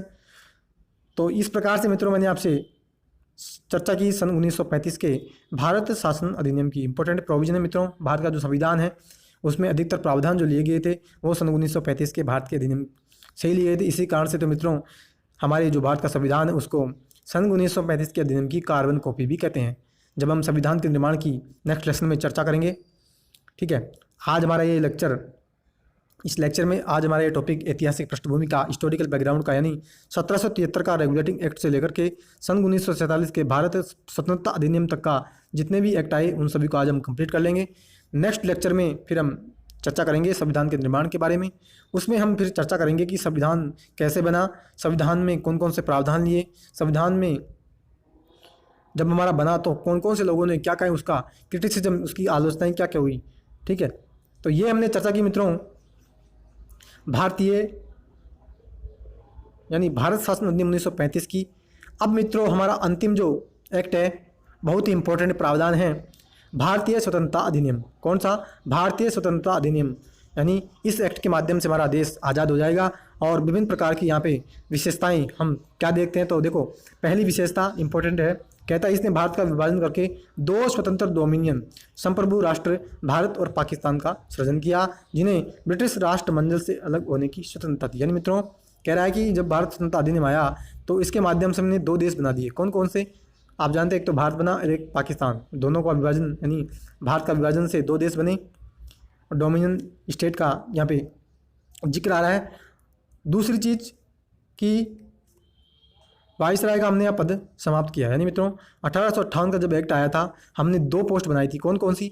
एक तो हमने बनाई थी भारत सचिव की, दूसरी हमने बनाई थी वाइसराय की। अब हम क्या कर रहे हैं, 1858 की जो एक्ट के अंदर जो दो पोस्टें हमने बनाई, इन दोनों पोस्टों को हम 1947 के भारत स्वतंत्रता अधिनियम में जाकर के समाप्त कर देंगे। बहुत इंपॉर्टेंट है। यानी दोनों पोस्टें कब बनी? 1858 में। दोनों पोस्टें कब समाप्त हुई? 1947 में। इंपॉर्टेंट प्रोविजन है, इंपॉर्टेंट फैक्ट है, जरूर से आपको इसको याद होनी चाहिए। क्लियर है? यानी वायसराय का पद हमने समाप्त किया और इसके स्थान पर हमने दो डोमिनियन राज्यों में गवर्नर जनरल पद का सृजन किया, जिसकी नियुक्ति नई राष्ट्र के कैबिनेट की सिफारिश पर ब्रिटेन के ताज को करनी थी। यानी मित्रों वायसराय यानी जैसे आज राष्ट्रपति होता है वैसे उस समय जो है वायसराय होते थे। तो सन 1947 में जब हमारा देश आज़ाद हो गया तो उस समय हमने क्या किया कि वायसराय का पद तो हमने समाप्त कर दिया और उसके स्थान पर हमने क्या किया, गवर्नर जनरल बना दिया। ठीक है। नेक्स्ट प्रोविजन, इन दोनों डोमिनियन राज्यों की संविधान सभाओं को अपने देशों का संविधान बनाने और इसके लिए किसी भी देश के संविधान को अपनाने की अनुमति दे दी। यानी मित्रों दो देश बन गए, एक तो बना भारत, दूसरा बना पाकिस्तान। हमने क्या उनको शक्ति दी कि भैया आप जो है अपनी अलग अलग संविधान सभा बना सकते हैं, ठीक है, या फिर आप किसी भी देश के संविधान को अपना भी सकते हैं। यानी हमने उनको ऑटोनोमस अधिकार दे दिया कि आप जैसा चाहे वैसा कर सकते हैं। क्लियर। नेक्स्ट प्रोविजन की हम चर्चा करें। इस कानून ने ब्रिटेन में भारत सचिव का पद समाप्त कर दिया। मैंने आपसे अभी चर्चा की थी कि वायसराय का पद और जो हमारा भारत सचिव का पद है, इन दोनों को हमने 1947 में आज़ाद भारत जब हुआ तो हमने इन दोनों को समाप्त कर दिया। और वही बात आप आ रही है कि ब्रिटेन में भारत सचिव का पद हमने समाप्त कर दिया और इसकी सारी शक्तियाँ राष्ट्रमंडल मामलों के राज्य सचिव को स्थानांतरित कर दी गई। यानी मित्रों राष्ट्रमंडल जो होता है यानी एक ऐसा संगठन है जिसमें अधिकतर देश ऐसे हैं मित्रों जो पहले ब्रिटेन के कॉलोनी थे, यानी जिन पर पहले ब्रिटेन शासन करता था। ऐसे देश अधिकतर हैं किसमें? राष्ट्रमंडल में। और कह रहा है कि भारत सचिव के पास जितनी भी पावर्स थी हमने उससे उन पावर्स को समाप्त करके हमने राष्ट्रमंडल मामलों के राज्य सचिव जो है उसको ये पावर्स हमने दे दी। क्लियर है। नेक्स्ट प्रोविजन की चर्चा करें। नेक्स्ट प्रोविजन मित्रों कहता है कि इसने 15 अगस्त 1947 को भारतीय रियासतों पर ब्रिटिश संप्रभुता की समाप्ति की भी घोषणा की। यानी जब हमारा देश आज़ाद हो गया तो भारत की जितनी भी रियासतें थी, कितनी रियासतें थी उस समय? 552 रियासतें थी, जिनमें से जब हमारा देश आज़ाद हुआ था तो 549 में शामिल हो गई थी। लेकिन 3 रियासतें ऐसी थी कि उन्होंने शामिल होने से इनकार किया। फिर जाकर के हमने विभिन्न प्रकार के माध्यम से हमने उनको मिलाया था, जिसमें एक तो थी कश्मीर, दूसरी थी जूनागढ़ और तीसरी थी हैदराबाद। ठीक है। तो 552 जितनी जो रियासतें हैं और ये कह रहा है ये भारतीय रियासतों पर हमने ब्रिटिश संप्रभुता की भी समाप्ति की घोषणा की। यानी ब्रिटिश सरकार जो थी यानी ब्रिटिश जो ताज था वो पहले इन रियासतों पर शासन करता था। लेकिन जब हमारा देश आज़ाद हो गया तो हमने इन पर से जो राज ब्रिटिश शासन करता था हमने उसको हटा लिया। यानी इनको भी हमने स्वायत्तता का अधिकार यहाँ पे दे दिया। नेक्स्ट प्रोविजन की चर्चा करें। इसने भारतीय रियासतों को यह स्वतंत्रता दी कि वे चाहे तो भारत डोमिनियन या पाकिस्तान डोमिनियन के साथ मिल सकती है या स्वतंत्र भी रह सकती है। यानी मित्रों जैसे हमने भारत और पाकिस्तान को अधिकार दिया कि भैया आप जो है अलग से अपना संविधान सभा बना सकते हो या आप किसी अन्य देश के संविधान को भी अपना सकते हो। इसी प्रकार से हमने क्या किया, जितने भी रियासतें थी उन रियासतों को हमने ये पावर्स दी, ये हमने उनको अधिकार दिया कि भैया आप चाहें तो भारत में शामिल हो सकते हो, या आप चाहें तो पाकिस्तान में हो सकते हो, या आप चाहें तो स्वतंत्र भी रह सकते हो। ठीक है, तो ये हमने रियासतों के बारे में चर्चा की। नेक्स्ट प्रोविजन की चर्चा करें कि भारत के गवर्नर जनरल एवं प्रांतीय गवर्नरों को राज्यों का संवैधानिक प्रमुख नियुक्त किया। मैंने आपसे चर्चा की थी कि वायसराय का पद हमने समाप्त किया और उसके स्थान पर हमने गवर्नर जनरल बनाया। ठीक है, और प्रांतों में हम आज गवर्नर यानी राज्यपाल की बात करते हैं और पूरे देश में हम राष्ट्रपति की बात करते हैं।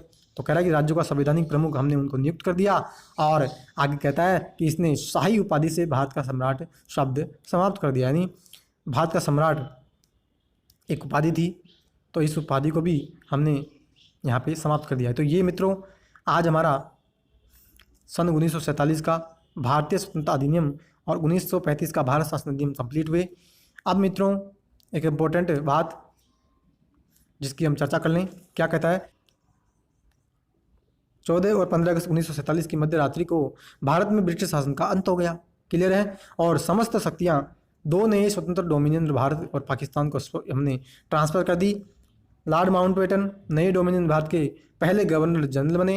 उन्होंने जवाहरलाल नेहरू को भारत के पहले प्रधानमंत्री के रूप में शपथ दिलाई और सन 1946 में बनी संविधान सभा को स्वतंत्र भारतीय डोमिनियन की संसद के रूप में स्वीकार कर लिया। यानी मित्रों ये कह रहा है कि 14 और 15 अगस्त को, यानी क्लीमेंट एटली ने एक बार घोषणा की थी 20 फरवरी 1947 को कि हम क्या करेंगे, भारत को जल्द ही आज़ाद कर देंगे। तो उसी के परिप्रेक्ष्य में 14 और 15 अगस्त 1947 की मध्य रात्रि को भारत में जो ब्रिटिश शासन जो चल रहा था वो अंत हो गया। और आगे कहते हैं कि समस्त शक्तियाँ जो थी वो सारी शक्तियाँ हमने भारत और पाकिस्तान को ट्रांसफ़र कर दी। और पहले जो हमारे गवर्नर जनरल बने, स्वतंत्र भारत के पहले गवर्नर जनरल कौन थे, कई बार एग्जाम्स में क्वेश्चन पूछा गया है, तो इसका आंसर है लॉर्ड माउंटबेटन। क्लियर है, और आगे कहते हैं कि नए डोमिनियन भारत के पहले गवर्नर जनरल लॉर्ड माउंटबेटन बने और उन्होंने जवाहरलाल नेहरू को भारत के पहले प्रधानमंत्री के रूप में भी शपथ दिलाई। क्लियर है, और जब हमारी संविधान सभा जब 1946 में बन गई तो उसने जो एक संसद के यानी एक संसद के रूप में भी संविधान सभा ने काम किया। क्लियर है, ये मित्रों आज हमारा एम लक्ष्मीकांत जो बुक है, ठीक है, उस एम लक्ष्मीकांत बुक का पहला जो लेसन है, यानी पहला लेसन है, पहला चैप्टर जो है वो है ऐतिहासिक पृष्ठभूमि का। ठीक है, तो उस ऐतिहासिक पृष्ठभूमि का ये चैप्टर हमारा कंप्लीट हुआ। ठीक है, अब आने वाली वीडियो में हम क्या करेंगे, ये जो ऐतिहासिक पृष्ठभूमि का जो चैप्टर है, इस ऐतिहासिक पृष्ठभूमि के चैप्टर से जितने भी क्वेश्चन बन सकेंगे वो मैं आपके समक्ष लेकर के आऊँगा। ठीक है, अच्छे लेवल के क्वेश्चन रहेंगे, तो ज़रूर से आप उस वीडियो को देखना। जितने भी व्यूअर्स इस वीडियो को सुन रहे हैं ज़रूर से मित्रों चैनल को सब्सक्राइब कर लें और ज़्यादा से ज़्यादा मित्रों वीडियो को शेयर करें ताकि सभी लोगों में ये वीडियो फैले। ठीक है, तो फ्रेंड्स आज का लेक्चर आपको कैसा लगा, आप अपनी प्रतिक्रिया कमेंट बॉक्स में ज़रूर दीजिएगा। तो अब हम मिलेंगे फ्रेंड्स अगले लेक्चर में, तब तक के लिए हैव अ नाइस डे। जय हिंद, जय भारत, वंदे मातरम।